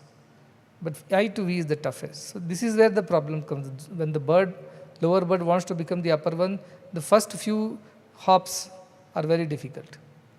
Because of the creatures of habit we are. So it's very difficult. So that is why I keep pushing people to do seva. get into samashti, get into samashti. Simply from vyashti you want to jump to parameshti is not possible. You can't just jump from individual to the divine consciousness. It is not easy. Maybe a few people, very exceptional cases, it may happen. But for the others, the regular path is, simple path is this. Do it gradually, slowly, organically, which is from individual selfishness, come out and become a part of the collective, a part of the whole, become selfless, do service, do sacrifice for others' sake. And that will help you quickly to go to the next step of he, which is realizing the divine. That is why the first step, that's why giving up your selfish things, making donations, doing charity, spending time in serving others, volunteering, all these are very difficult in the beginning. But eventually they start becoming the source of joy for you. And once you get used to it, you don't want to go back to your old ways. Because you find joy in this, not the joy in living a selfish life.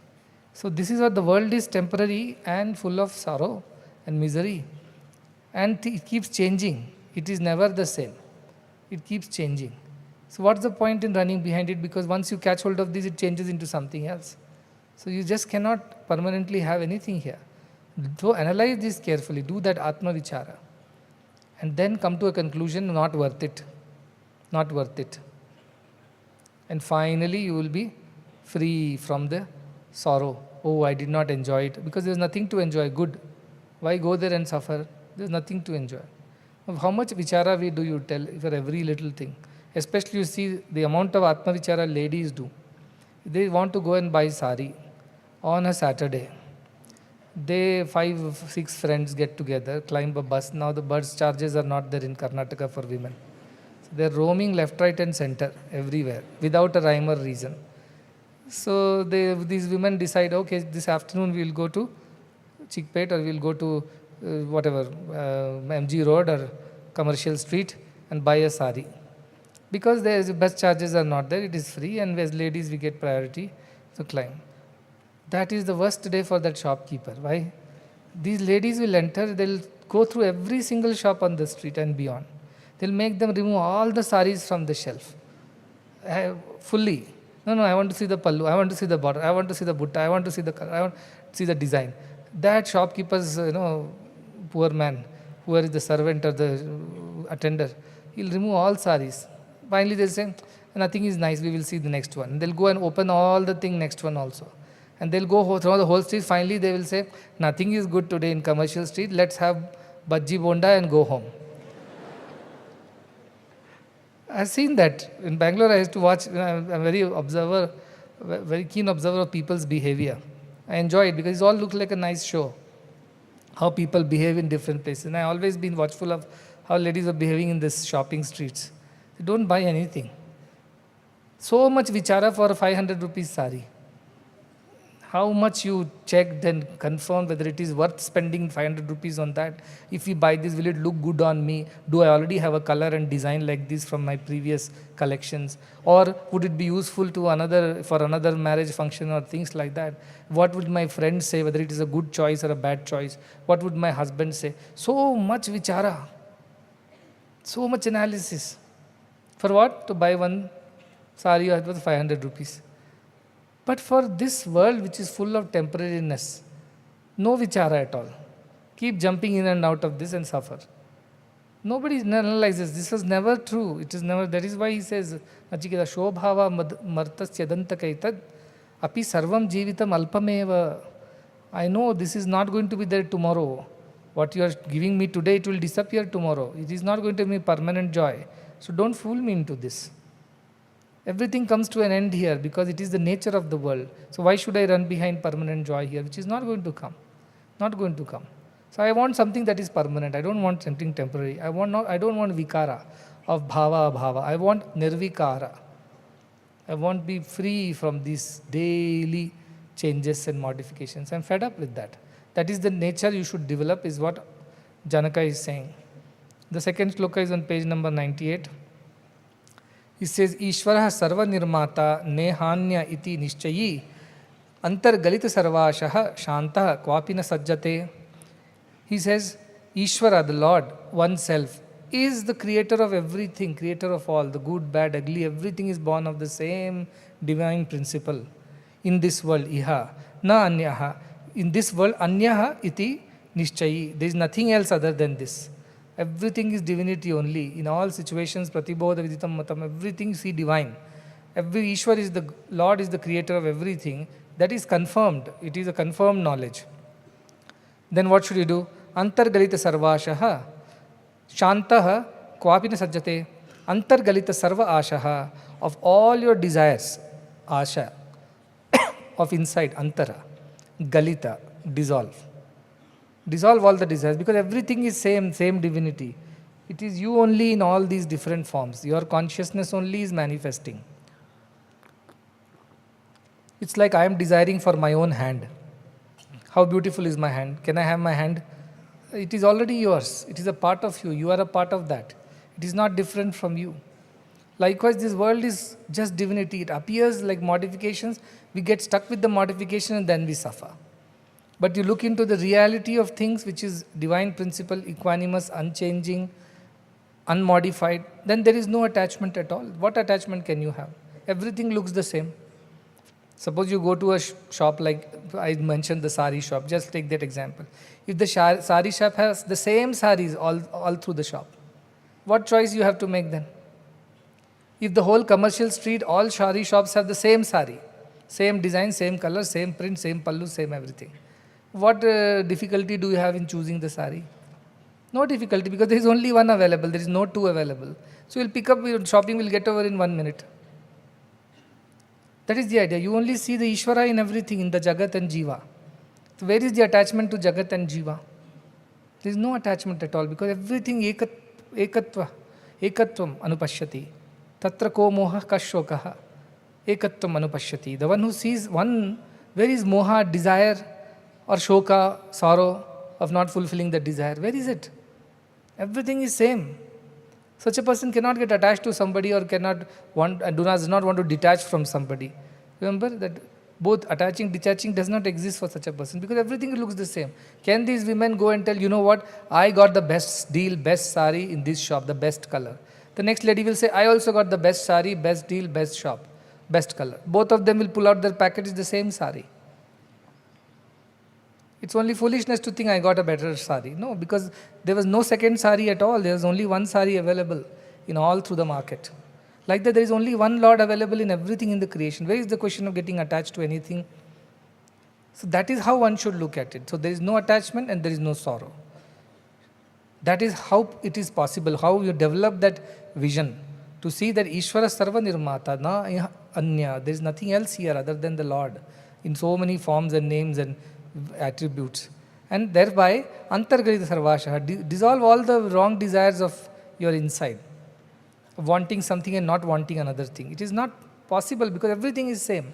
Where is the question of making choices and getting attached? Shantaha, so you will become peaceful. I told the moment desire is gone, you become peaceful. Desire is the one which disturbs the peace. If there is no desire, there is absolute peace. So become peaceful, and such a person, ko api na sajjate, such a person who is there anywhere, wherever it goes, whichever sari shop, won't get attached to anything because all are same. All are same, everything is same. The same design is available everywhere, same color, same length, same price. Where is the question of suffering? I want to pick up this and I want to not have that. Everything is same, only one goods is available. That is the way you should look at the world. All are made of the same self. Beyond the skin and the flesh and the bones and everything else, which we call as beauty, the ultimate divine principle alone is permeating everything, and you get attached to that and detached from this, then you will automatically see no difference. And because you see no difference, there is no attachment and no detachment. So no sorrow and no happiness. You will become equanimous. That Pandita Samadarshinaha, being able to see everything as equal is Pandita, means that is the real Jnana. One who sees everything as equal, as same, as Lord. That is how, remember from Ishavasyam idam sarvam, yat kinchat jagatyam jagat. All that which we see in the world, inanimate, animate, beautiful, ugly, everything is same Lord in different modifications, that's it. Same sugar in different sweets, same gold in different jewelry, Same thread in different pieces of cloth. Same space modified in different rooms. It is the same thing. Once one sees that Ishvara Sarva Bhutanam, in everybody Ishvara only is there. What will happen? Tena tyaktena bunjita. You will start living with a sense of sacrifice. And Magudha kasyas vidhanam, and you will not steal from each other. How can you steal? You also got the same sari, I also got the same sari. Where is the comparison of superiority, inferiority?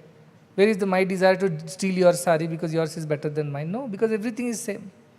So that equal vision, equal attitude is what is possible for a jnani. So he is telling you be a jnani, and then you will never be attached to anything, because you can see through all the ephemerality, temporariness, superficiality of the existence. And you will not go after that, because you know deep inside this is what is there. A beautiful shloka comes from, I think it's from Vashishta Ramayana. It says, Dehabhimanam galite vijñate paramatmani yatra yatra manoyati tatra tatra samadhayaha. When your body consciousness is dissolved, Dehabhimanam galite, here he says antar galite sarvashaha, all desires are dissolved. Then what happens? Vijñate paramatmani, and you have realized that everything is the Paramatman only, the self only, Isha only. What happens? Yatra yatra manoyati, wherever your mind goes, tatra tatra samadhayaha. There, in every such place you will find samadhi sthiti only, equal mindedness, equal vision. Because everything you see there is the same. Everything is same. So what is the choice to choose or reject? There is no choice left. There is only one without the second. As in the Ford started making cars, I read it in our management book. It said, we are ready to offer any color. In the beginning, when Ford Motors started, Henry Ford said, we are ready to offer you any color as long as it is black. So where is the choice? You didn't give choice, called Hobson's choice, means there is no choice. That is what you choose anything in the world as long as it is divine, I am saying. Then everything is divine only. Where is the question of choosing one and leaving the other, saying this is divine so I choose, that is not divine so I reject? Not possible. Ask for any color as long as it is black. Choose anything in the world as long as it is divine. As long as you are seeing it through the divine vision and taking it only because you feel the divinity in it, then there is no problem at all. Otherwise, how do you say? There are flowers, some like rose, some like lotuses, some like chrysanthemums, some like dahlias. And then each gardener will proud himself saying, I have dahlias, I have chrysanthemums, I have roses. But the God who created this whole thing, do you think he differentiates? He is an artist. God is an artist. He made roses, he felt very satisfied. Then he got another creative streak, started making dahlias, saying, okay, something new I have created. The day after he made it probably thorny bushes, just for the fun of it. But we get stuck with all these forms and names, and then we decide or distinguish, discriminate, and suffer or enjoy accordingly. For that God who created everything, who is in everything, what is superior, what is inferior? That is why Shunaishchaiva Shapakecha Pandita Samadarshina. In dog and in the dog eaters, he sees the same self. That is the beauty of jnana. And such a person will not run behind the worldly pleasures. How can he? Because there is no two. There is no choice. Everything is one. For such a person, there is no running behind the temporariness. So this kind of deep analysis of everything is what is required. When Tulsidasa's wife, Tulsidas was a newly married husband, very infatuated with his wife's beauty. And Tulsidas was not Tulsidas then, whatever was his name. His wife went to her mother's home for a few days as a part of some ritual. This man could not stay one night also without her. So what he did, he jumped into a flooded river. It was raining, it was stormy, it was full spate. Still he jumped in, he started drowning.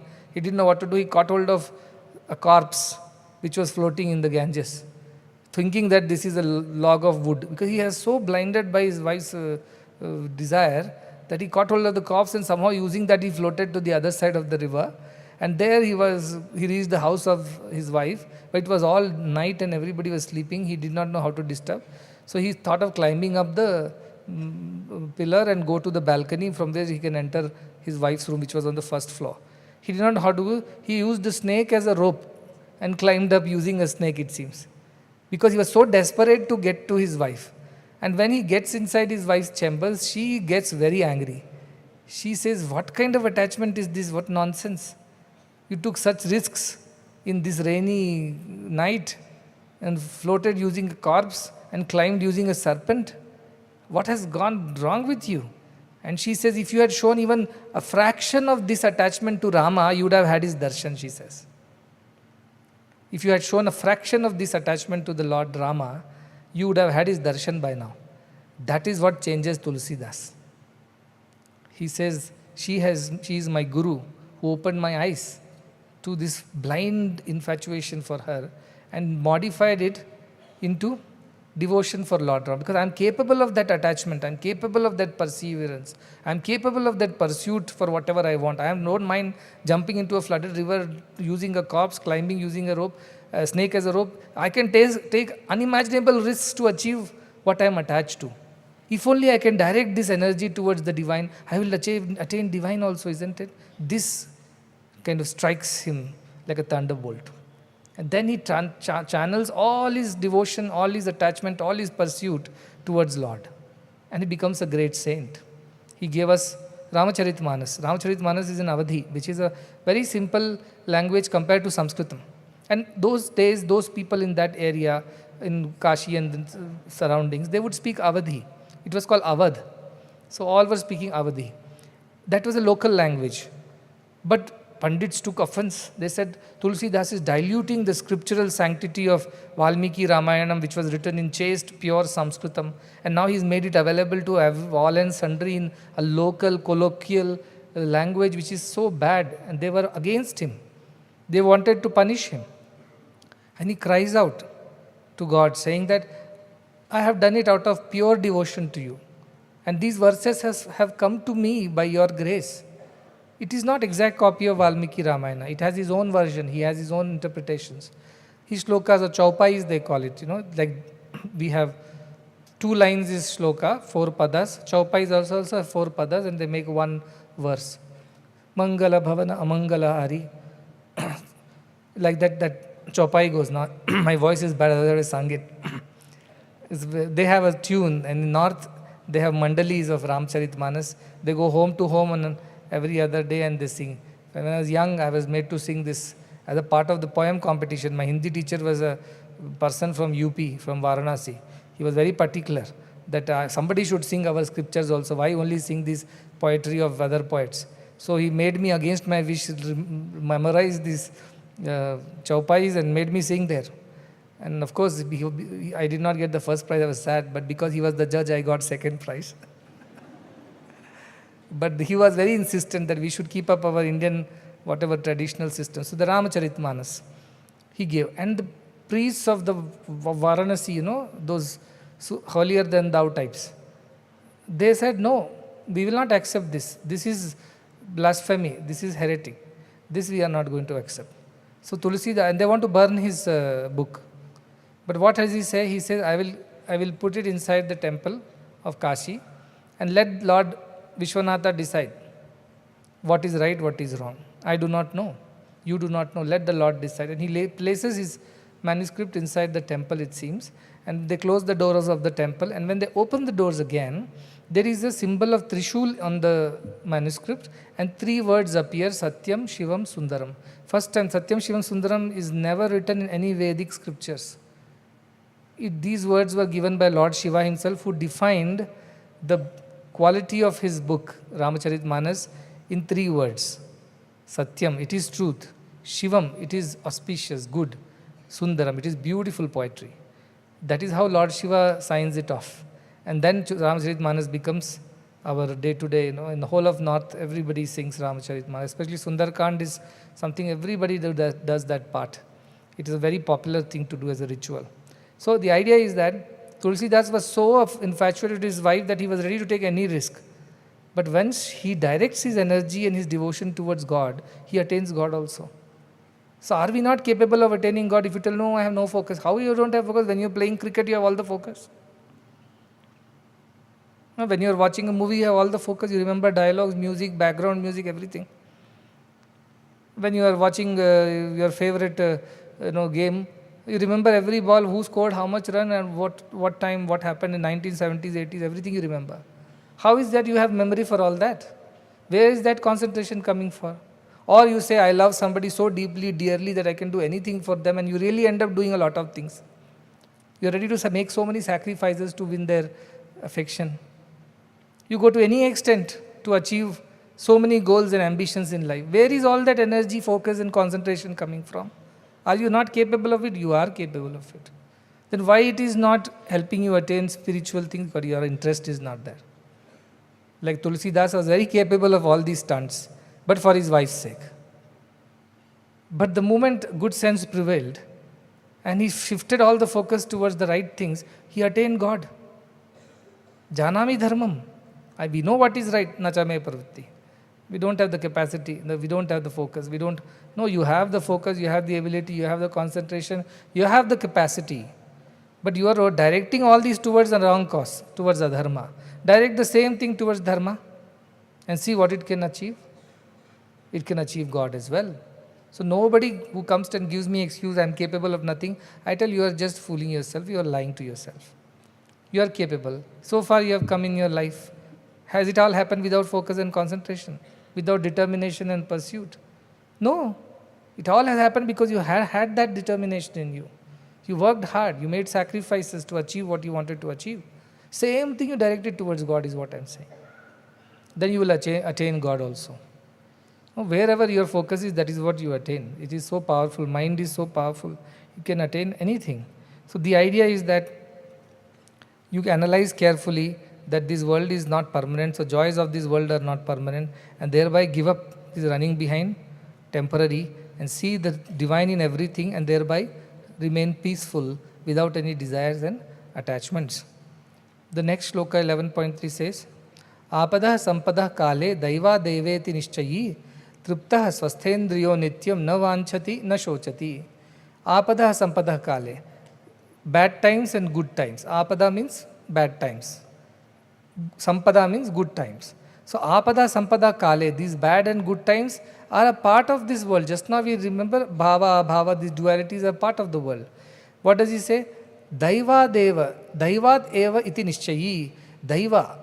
Daiva here I have book has translated as divine will, which is a nice way to think, but daiva in this real context means by your fate, by the virtue of your previous karmas, whatever it has led to. It has come, good times and bad times come to you because of your deeds of the past. You call it your bhagya, you call it your fortune, you call it your fate, whichever way. So by that you experience the good and bad times in life. Iti nishchayi, again it is a confirmed truth. All these shlokas says iti nishchayi, iti nishchayi, iti nishchayi, because Ashtavakra is trying to reinforce this idea with great emphasis that this is the nature of the world. Be confirmed in this, don't be confused, don't be doubtful. This is how the world is.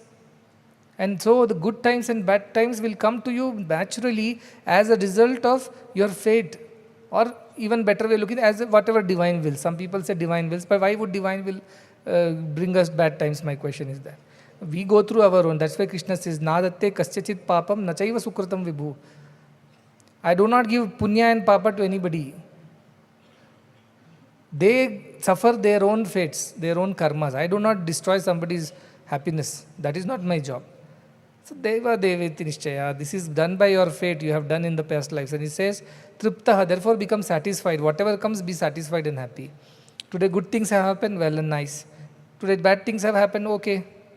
Both ways you don't be affected. Triptaha, be satisfied. Swasthendriyo, satisfied and established in yourself. Swasthendriya means to stay in yourself, means don't lose your mind over it. That's what it means. Keep calm. Don't lose your peace and calm. And nityam, forever, eternally, continuously. Na vanchati na shochati. Such a person would not desire nor become sad. Because his desire is not fulfilled, we become sad. So vanchati, desiring, shochati, suffering or being sad. Both are not possible for such a person. For who thinks that all good times and bad times comes by nature of this world, comes because of my fate or the divine will, whichever way I put it. And so let me just deal with it. Krishna says in Bhagavad Gita, Agam apayino anityam tan titikshasva bharata. These things of the world are agama apayino. They come and go. Anityam, temporary. Even if they come, they won't stay. Even if they go, they won't stay away for long. They'll come back again. This is the nature of the world. Anityam. Tan titikshasva bharata. Therefore endure it. Bear it. Deal with it. Don't have these insistencies that I don't want it or I want it. Don't get into that, because by their nature they'll keep coming and going. That's why happiness is, or pleasure is a interval between two pain. That is the nature. Today you are having pleasure, tomorrow you are going to have pain. And day after you are again going to have pleasure. It will come in cycles. So Krishna says, just endure it. What is the point in demanding that it shouldn't be this way? This is how it will be. This is the nature of the world. This is how it will be. So don't unnecessarily expect things which are not possible and make yourselves miserable. So don't desire and don't be sad, he's saying. What is the desire? It shouldn't be this way. That is the desire. And if it doesn't turn out to be so, sadness. I tried so much, I prayed to so many gods, I did so many things, but nothing changed in my life, my fate. But in India, at least this karma and fate really is a helpful thing. See, today is a mental health day or something like that, international day. Means one in every 7 person is going through some mental anxiety disorder, some issue it seems. I don't know about our people in the ashram how many, but at least around the world that is the average. So I thought, why do they get into these mental issues, you tell me? Because of desire and outcomes of it. What else is mental issue? Mind lives by desiring, no? That is the nature of mind. Vikalpa, sankalpa, vikalpa, sankalpa, vikalpa. That is the nature of mind. It desires, it thinks, it desires, and then it doesn't get what it wants. It insists, I want it this way only, I will not have it another way. But by nature, the world is not like that. It does its own thing and you have to deal with it. But they don't know how to deal with it because they don't know this Ashtavakra Gita and the wisdom that the world by nature is like this. You can't have it your way. So they suffer because they are fighting against something that is not possible to be changed. And then eventually they end up in mental issues. So if you know these truths and you accept, then there is no going to be confusion. You know lemon is going to be bitter. So you are prepared for it, right? When you are tasting lemon, you are mentally prepared. This is going to be a sour and bitter and all that. When you are eating a banana, you are expecting banana to be sweet and soft. Now suddenly if banana becomes sour, that is when you get a shock. But it is not so. You came with the expectation that lemons should be sweet. And then you licked and got a shock. And then you say, how can lemons be bitter or sour? I told, that is how lemons are. This is their taste. God created lemons like that and bananas like that. You can't have it your way. You can't, genetic modification, not required. This is how things have been created. You have to accept this. Tantitikshasva bharata, accept it. When bad times come, accept it. Endure it. When good times come, take it in your stride. Accept it, endure it. Don't have to get excited or depressed in either ways. Why? Because it is coming by the virtue of this cycle of karma and karma prabhavas, by your fate, by that daiva. It is coming. You can't wish it away. That is how it is. So accept it. See, such a great idea for mental health issues. Acceptance is a great, great, great virtue. Once you accept things, half of your anxiety disappears. It comes down. Because you have accepted this is how it is. You are going in traffic, suppose you are going to Bangalore, and your Google Maps shows there is a huge traffic jam near Hebbal, and that's going to delay you by 1 hour. What are your choices, you tell me? In front of you there are cars, behind there are cars, on right there are cars, left there are cars, there's nothing you can do about it. You can't take a U-turn, you can't cut across, you cannot jump the lane, nothing you can do. What is the choice that you have, you tell me? You complain, cry, you curse everybody, you say Bangalore is like that, traffic is like that, roads are like that, no management, no property. Keep cursing. Does it help is my question. Does it help you that 1 hour that you are stuck in a Hebbal flyover? Does it help you at all? In fact, in that anger, you might go and dash a car here and there and make it worse for you. What do? Turn on Sanathana Vani, listens to the nice discourse, bhajans. Enjoy that 1 hour. Oh, God has given you 1 extra hour to listen to good things. Turn it into an opportunity. You can do anything with your time, right? It all depends on your mind. 1 hour you can curse everybody on earth. Curse your fate, curse. Or 1 hour you change it into a spiritual discourse and listen to and learn a little more. And you will never know when the 1 hour has passed. This was a trick our ancestors had.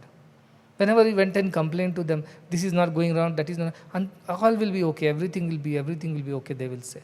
They know that it may not be okay. But what's the point in telling like that? Everything will be okay, have patience, God is good, there is always delay but no denial in God's court. Some nice things they will tell you. Worst thing they will tell you, some karma of the past must be the reason why we are going through what we are going through. At least it helps you to deal with the situation, isn't it? Now you don't want to accept that situation and you want to fight and resist and complain and cry. It doesn't make things better, it makes it worse. You get into mental depressions. Whereas so many people in India have seen, I've personally met so many devotees, they have gone through tremendous tragedies in life. But at the end they say, whatever Swami wills, he knows best. Some karma I must have done, some bad things I might have done in the past. That is why I'm going through what I'm going through. Let it be so. Again, a beautiful song comes to me from a nice movie. I don't know the movie, but the song's lyrics were that. And somebody sang in front of Bhagavan this song. It is Sahara le mere man Bhagavan ka, kya jane, something ho jaye. And the main line is, it says that jitne chahe dukh de de par dukh sehne ki himmat de. Give me as many sorrows you want, oh God. I'm not asking you to take away all the sorrows, but just give me the strength to bear it. That's all I'm asking you for. I'm not asking you to take away my miseries. That is my own fate. I have done it to myself. I know that. I'm not expecting you to do anything with it. Let it be. I'll endure it, but just give me the strength to endure it. That's all I'm. Jitne chahe dukh le le par dukh sehne ki himmat de. Himmat, that courage to deal with my sorrows. That's all I'm asking you for. How wonderful. Accepted that bad times are happening because of our own reasons. And I can't do anything about it. I can't change it. I can't wish it away. I can't beg and beseech God to remove it from my path. It won't happen. But yes, I can ask God to give me the strength to go through it. सहारा ले मेरे मन भगवान का, क्या जाने कब साथ कोई छोड़ दे, पता नहीं इंसान का. Who will give up on you when nobody knows? So mind, you depend on God only, not on the world. That is the idea of the song. But the most beautiful line was this, that I remained with me, was, I'm not asking you to remove my pains and sorrows. That are my own creation, my own karmas, which is why I'm going through what it is today. But just give me the strength to go through it, O God. Let me not complain and cry. Let me just endure it. Give me that strength. That's a great thought. That is what he's saying.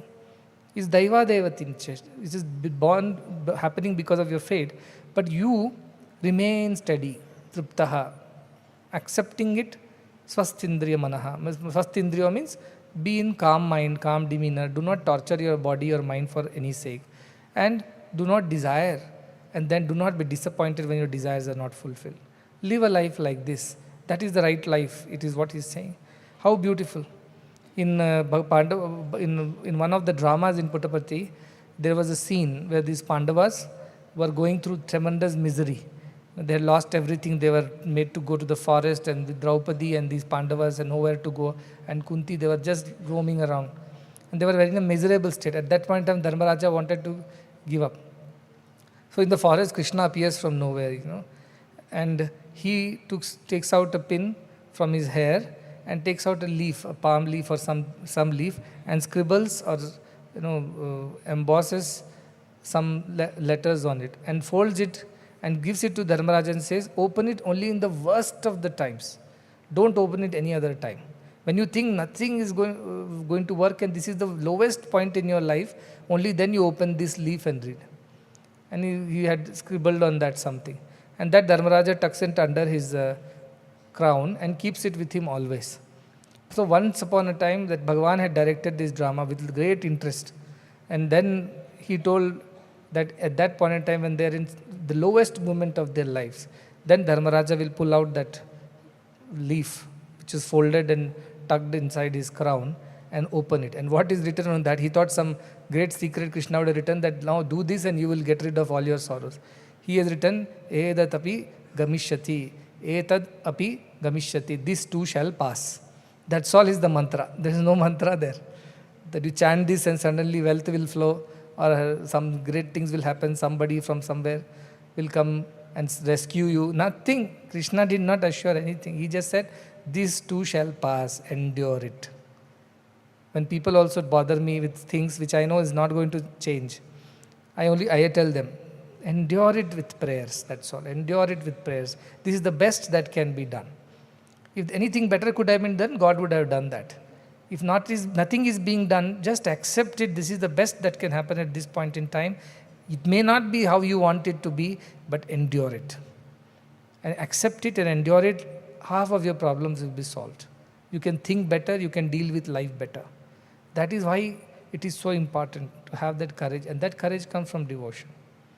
Faith in the higher self, faith in the perfection of creation, faith in the divine, which is always watching over everything, and nothing is without the divine will.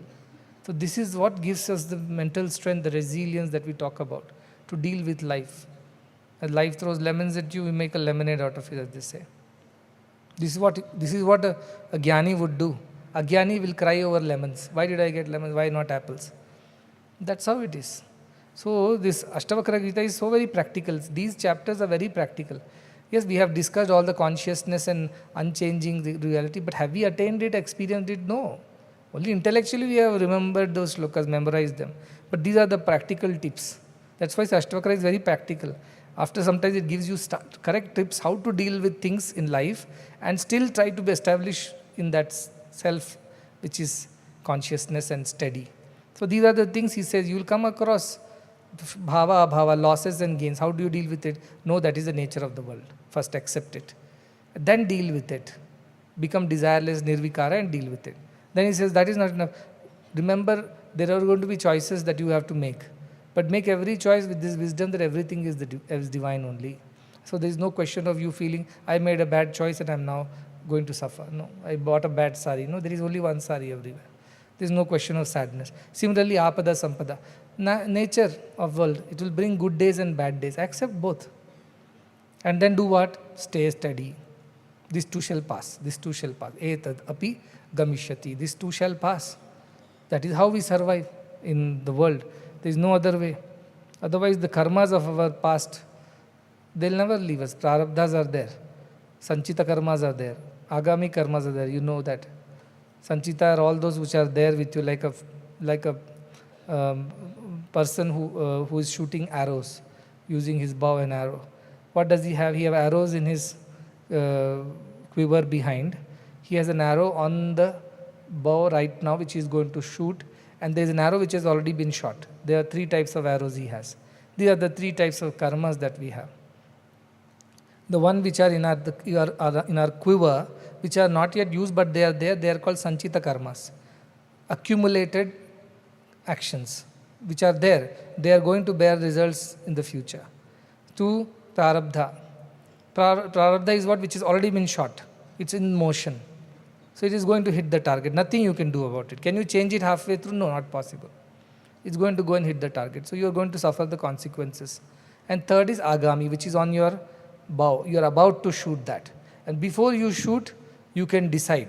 Should I shoot? Should I not shoot? There is a possibility. So prarabdha, there is no possibility. It's already gone. It's like word which has left your mouth. It's an arrow which has been shot. It can never be retrieved. So that you have to go through, that consequence. That which you are going to continue, you are going to undertake new actions, you can do it wisely.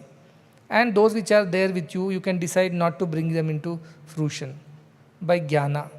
When you become a jnani, your sanchita and your agami are taken care of. Prarabdha still you have to go through. That is why even Ramakrishna Paramsa or Ramana Maharshi, they all went through what they went through from the prarabdha point of view. So that is how it is. So these karmas we cannot escape, but when we are going through the consequences of it, accept it. That is why it keeps us as Indians very resilient as a culture. Because something goes bad, what do we say? Mera hi karma hoga. It's some karma of mine which is making me go through this. At least you don't blame people around and complain and make it worse. You're able to accept it. And if something good happens, what do you say? Bhagwan ki ichha, Bhagwan ka prasad. God has given this, God's mercy. You don't develop ego and arrogance. So this is how devotion helps us to deal with the world.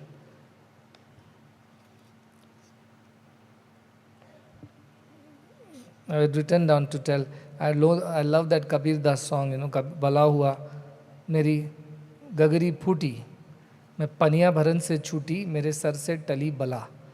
Good that my pot has broken. Now I don't have to go to the river and fetch water again and again. I can play with Krishna today. Bhala hua meri mala tuti, he says. Good that my rosary The beads that I turn has broken. All the rosary has got scattered. Bhala hua, good. Why? मैं राम भजन से छूटी. That idea that I have to do these many times, I have to turn, then only I'll get moksha. All that idea is gone now. Because my mala is broken. मैं राम भजन से छूटी, मेरे sir से टली बला. That burden that I was carrying in my head. I have to do these many times Rama's name chanting, only then Rama will be pleased by me. Oh, it's gone. Why? The mala is broken. Good. God, take away everything. Take away everything that is not good for me, that is not good for us, that stops me from reaching you. Take away everything from me. That is should be the prayer. Not give me more and more and more and create more confusion and doubts and disturbances. That is the best way. And God will do that also. If you ask God for God only, He will give God only to you. He will not give world. You ask God for world, then He will give you world, He will not give God. Some people are very clever. They think they can ask both. Give me some world and some God. He says you will get none of these. Neither you will get world nor you will get God. Choose one. If you choose God, you will get only God, no world. If you choose world, you will get only world, no God. There is nothing like you can choose both. It is not possible. That clarity we should have. That is why Kunti used to say all the time, when Krishna asked at the end of Mahabharata, they all settled in Hastinavati. Kunti was the mother queen. And Krishna was returning to his abode, back to Dwaraka. He asked, what do you want from me? You have suffered all your life, ever since you were a young girl. Till date you have been suffering. Tell me one thing that you want. She said, give me more suffering. Give me more suffering. Why we should give more suffering? So that I will remember you all the time. Dukh mein sumiran sab kare, sukh mein kare na koi. So give me time. She says, in Bhagavatam it comes. 25 prayers of Kunti are there in Bhagavatam. And one of the prayers is what I have written to quote. It says, Vipadah tantu taha shashvat. Tatra tatra jagat guru. O jagat guru. She addresses Krishna as the teacher of the Supreme Self. Not as Krishna or not as his nephew or nothing like that. She calls him as Jagat Guru. Vipadaha santu taha shashvat. Let there be troubles in my life forever. Shashvat. Tatra tatra. Here, every now and then. Jagat Guru. O Lord, O teacher of the truth. Let that be my fate. Let there be troubles in my life continuously. Why? Bhavato darshanam yat syat apunar bhava darshanam, she says. Because once I have the darshan of you, because every time we are in trouble, you come and give darshan to us. You save us. So every time I have your darshan, na apunar bhava darshanam, he says, I will not have to see the next birth. Because I have seen you, every time I see you, I don't have to see another birth. You will redeem me. Your darshan redeems me. Therefore, give me as many troubles as you can, as long as you can. Shashvataha. Why? Because that is when you come and give darshan. In good times, where is I don't remember you, so you don't come to our rescue or you don't give darshan. In bad times, we are constantly thinking of you. You come. Because of you, I get your darshan. And because you have darshan, I will not have the darshan of another life. I will not be born again. What a lofty prayer, I tell you. At the fag end of her life, when she has already gone through so much of suffering, imagine a queen loses her husband with her 5 children, forlorn. The Dhritarashtra doesn't give anything to them. All life they live like refugees in their own palaces, and they are treated like orphans. Finally, they come to some stage that they can rightfully ask for their share of the kingdom, and then Duryodhana plays foul, tries to burn them, kill them. They have to hide themselves for a long time till Krishna rescues them. And then again when they get back their kingdom, again they lose it in the game of dice. Again they are thrown into the forests. And this lady Kunti has suffered all this, all her life. And finally after all these wars, maybe after 100 years, she is in a position to enjoy some peace. And then Krishna asks, what do you want? She says, I don't want this peace, I want troubles. Why? Because that is when I see you. That is when I remember you. If there is no trouble, then I don't remember you. That is the idea. How beautiful is the devotion. That way you see. The one who really wants God will ask for God only, even at by paying the price of having troubles in life. That is what I am saying. Who is more important? That's what we should say. 103, the next shloka. It says, Sukha dukhe janma mrityu daiva deveti nishchayi sadhya darshi nirayasaha kurvannapi na lipyate. This is Sukha Dukkha, same tone of the previous shloka. Sukha, happiness, Dukkha, sorrow, Janma and Mrityu, birth and death. Daiva deveti nishchayi. It is also because of our fate. How long are we going to live? How happily we are going to live? When are we going to die? All this is already decided. There is nothing you can do about it. There is nothing you can do. I believe Michael Jackson tried to live forever. He had 50 doctors attending to him every single day. Wherever he'll go, he'll fly them all with him. And they will check all his parameters every day. Yet he died all of a sudden. Nobody could do anything. Who can change the date of death? Nobody. That's why he's saying that these ideas of you are going to lead a happy life or a sad life, when you are going to be born, when are you going to die, these are all decided. Daiva means your fate has decided all these things. How are you born in a certain person's house, in a certain way, rich or poor? All this is decided because of your previous life's karmas. So there's nothing you can do about it. Accept it. Don't complain, why these are my parents, why I was not born in a rich family. Nothing you can do. Why I was born in this day only, why I was not born on another day. Nothing you can do about it. Accept it. Similarly, death also will come to you at a certain date and time. Accept it.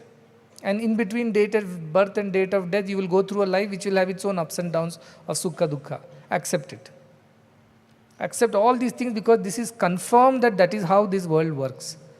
Nishchayi is completely confirmed.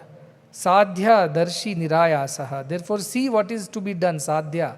What can be done within these constraints of birth and death and the ephemeralities and dualities of life. What is possible to be done? See that nirayasaha, become dispassionate and live in such a way, do your actions in such a way, then kurvannapi na lipyate. Even though you will be engaging in action, you will not get entangled in it. You will not get stuck in those actions. Those actions won't bind you. Why? Because you are just doing for doing sake.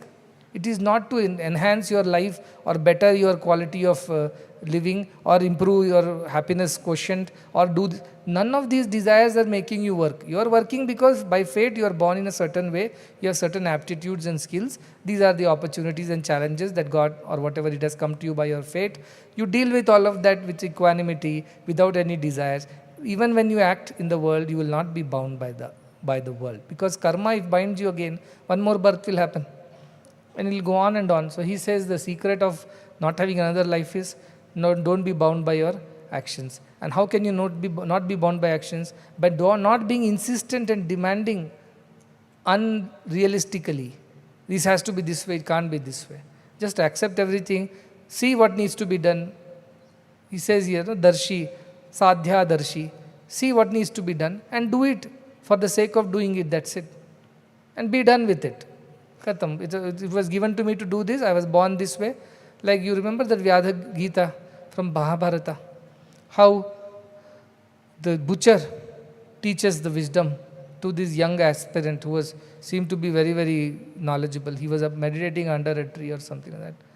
And then he burns the crow and then the crow and goes up in anger and asks for food, and the housewife who is there inside, she says, I am serving my husband, I cannot come out.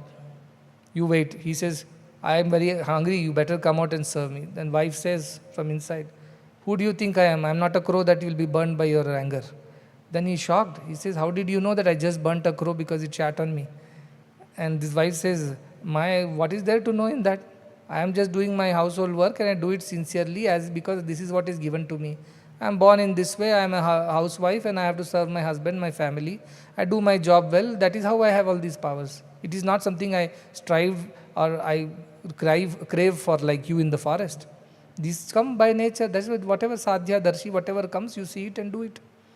And then he says, how did you, then she sends him to that Vyadha, the butcher, the hunter butcher. Says, he's my guru, you go learn from.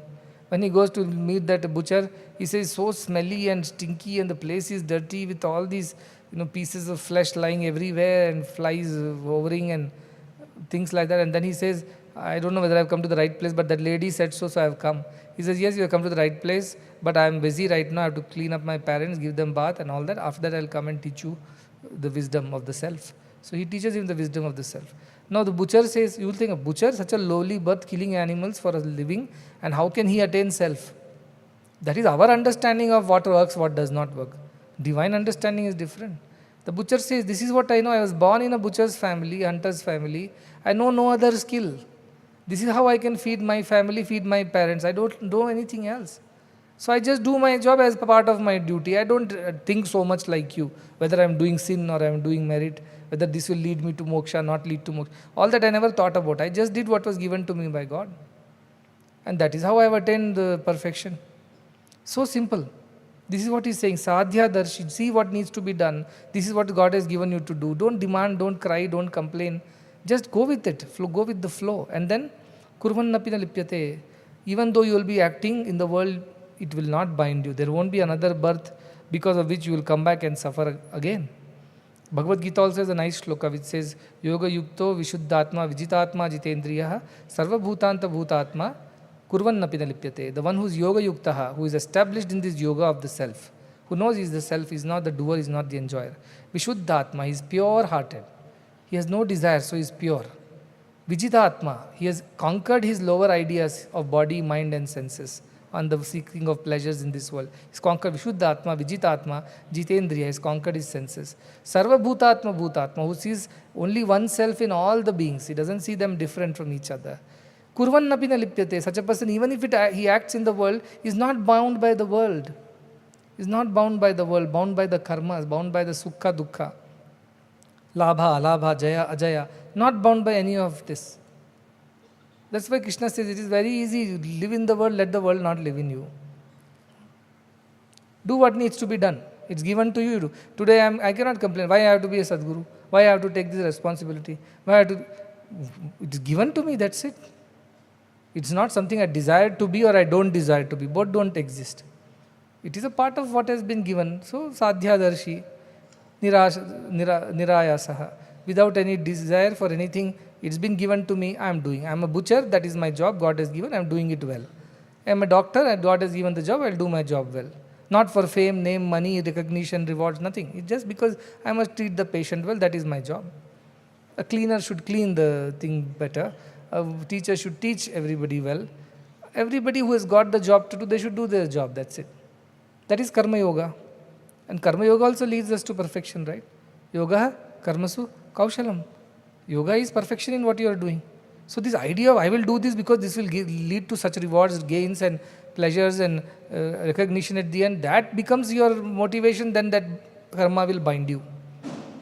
Or there is another motivation that I don't like this, I don't want this, I would not like to do this. That also will bind you. The only thing that does not bind you is neither you are interested nor you are disinterested. You are just doing what you have got to do, that's it.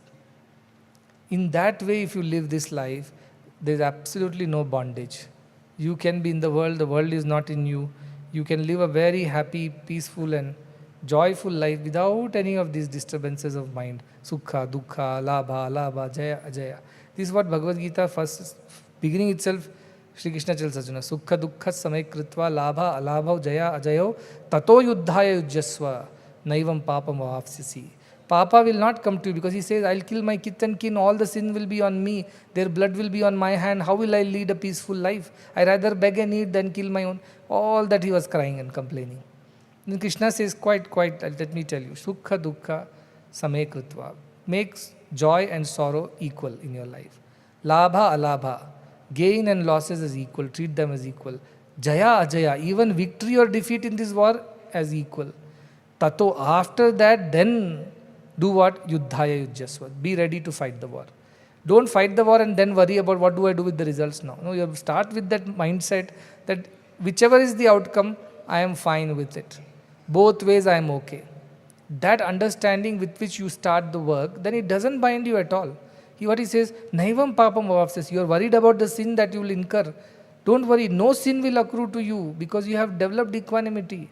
You are not doing things for some personal joy or personal anger or personal vengeance or vendetta. You are not. You are just doing it as a part of what is being given to you to do. That's it. You do it and be free. That is the idea of Karma Yoga. That is what he is saying here. In this world of action, you have to engage in some action. Last time he said, don't engage in any action. Enough is enough. But is it possible? Next day we wake up, we brush, we eat, we do whatever is required, we have to deal with people. Is that not an action? That is an action too, howsoever small and limited it is.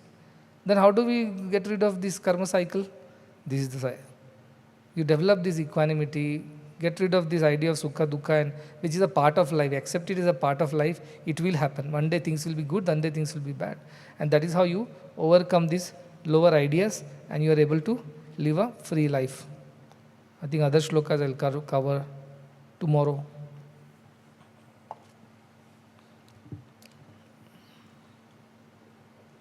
There is a song that he's going to sing. It is again a Dasarapada, which is, you explain. Nidu Shiva, Nidadiru Shiva. Oh Lord, you give me or you don't give me, either ways I am okay. My job is to bow down to you in obedience and submission. Whatever comes is your will. I do not complain or I do not demand. That is the song.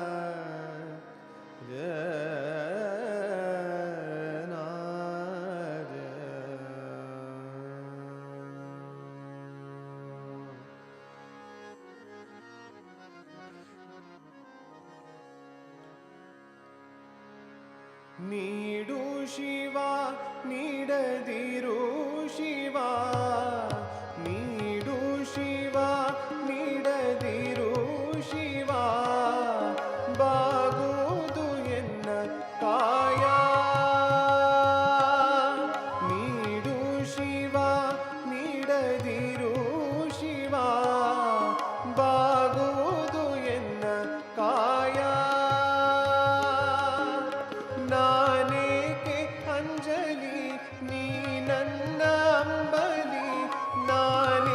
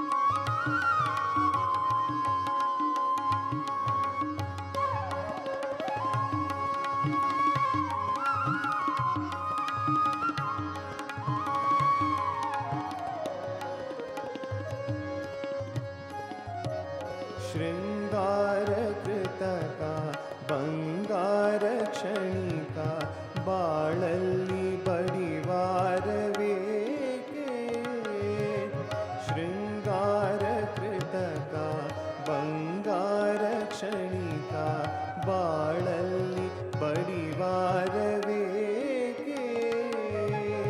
ನೀನಿಟ್ಟ ಕಾಯ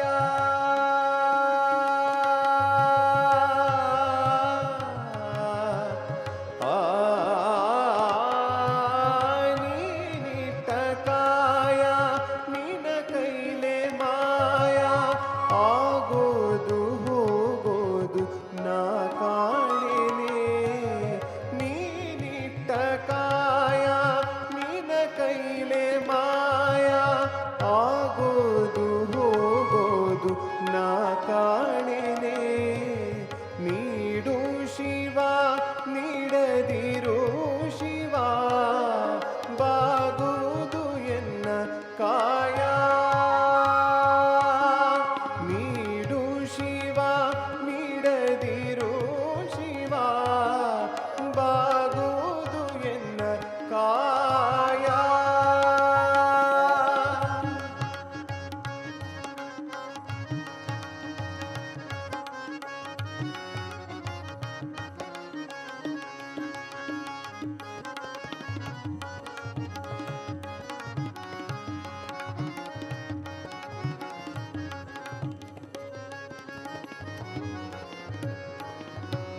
ಮಾಳಿಗೆ ಕೊಟ್ಟರು ಮರದಡಿಯೇ ಇಟ್ಟರು ನಾನಂತೂ ನಿನ್ನನ್ನಲಾರೆ ಮಾಳಿಗೆ ಕೊಟ್ಟರು ಮರದಡಿಯೇ ಇಟ್ಟರು ನಾನಂತೂ ನಿನ್ನನ್ನಲಾರೆ ಸಾರಂಗ ಮನಕ್ಕೆ ಆ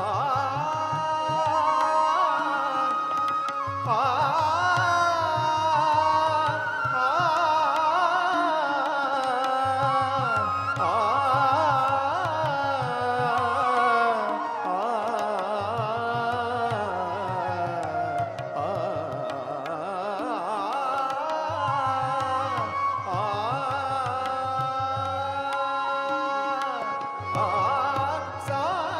ಸಾರಂಗಮನಕ್ಕೆ ನೂರಾರು ಬಯಕೆ ಸಾರಂಗಮನಕ್ಕೆ ನೂರಾರು ಬಯಕೆ ಮುಂದಿಟ್ಟು ಕುಣಿಸೋದು ನಾ ಕಾಣೆನೆ ನೀಡು ಶಿವ ನೀಡದಿರು ಶಿವ ಬಾಗುವುದು ಎನ್ನ ಕಾಯ ನಾನೇಕೆ ಅಂಜಲಿ ನೀ ನನ್ನ ಅಂಬಲಿ ನಾನೇಕೆ ಅಂಜಲಿ ನೀ ನನ್ನ ಅಂಬಲಿ ನೀಡು ಶಿವ ನೀಡದಿರು ಶಿವ ಬಾಗುವುದು ಎನ್ನ ಕಾಯ ಬಾಗುವುದು ಎನ್ನ ಕಾಯ ಬಾಗುವುದು ಎನ್ನ ಕಾಯ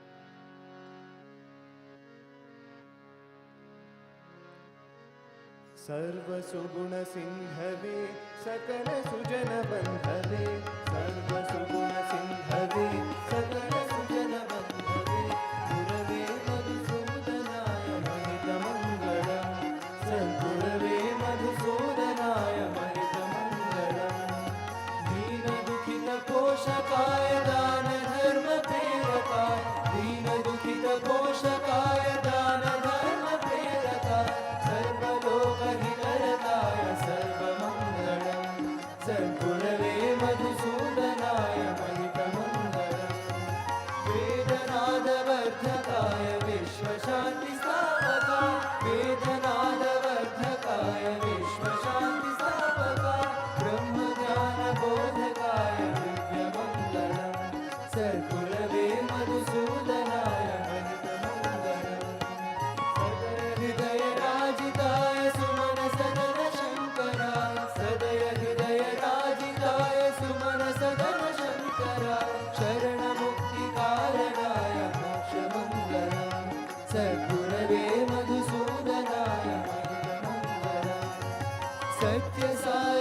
प्रियाय सत्य प्रेम विग्रहाय सत्य साई प्रियाय सत्य प्रेम विग्रहाय नित्य शुद्ध निर्मलाय नित्य मंगलम सद्गुरवे मधुसूदनाय दिव्य मंगलम सद्गुरवे मधुसूदनाय महित मंगलम।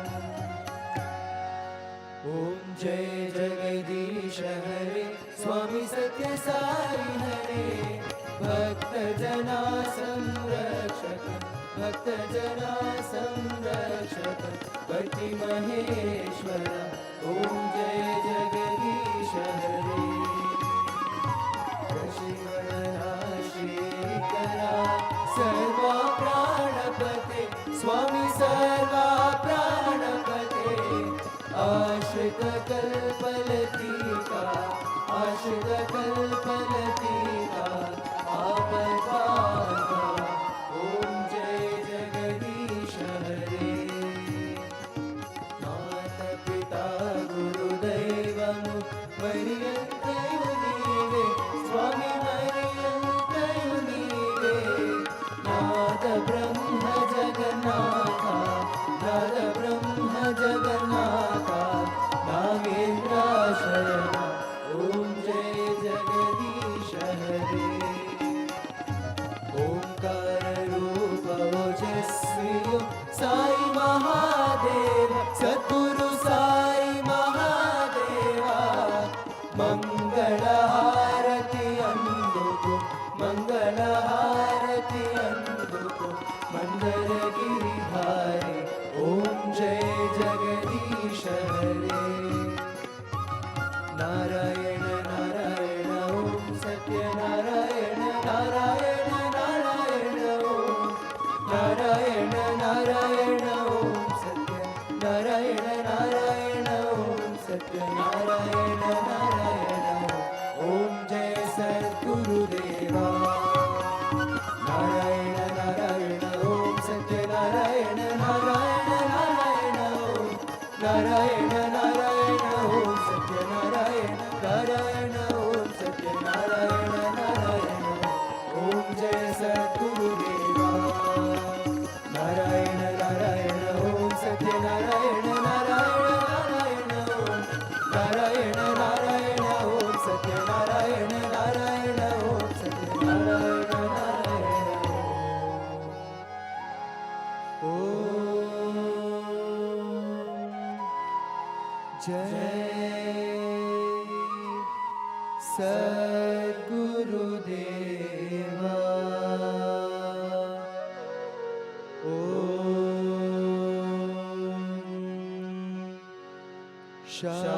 शांति शांति शांति समस्त लोका सुखिनो भवन्तु समस्त लोका सुखिनो भवन्तु समस्त लोका सुखिनो भवन्तु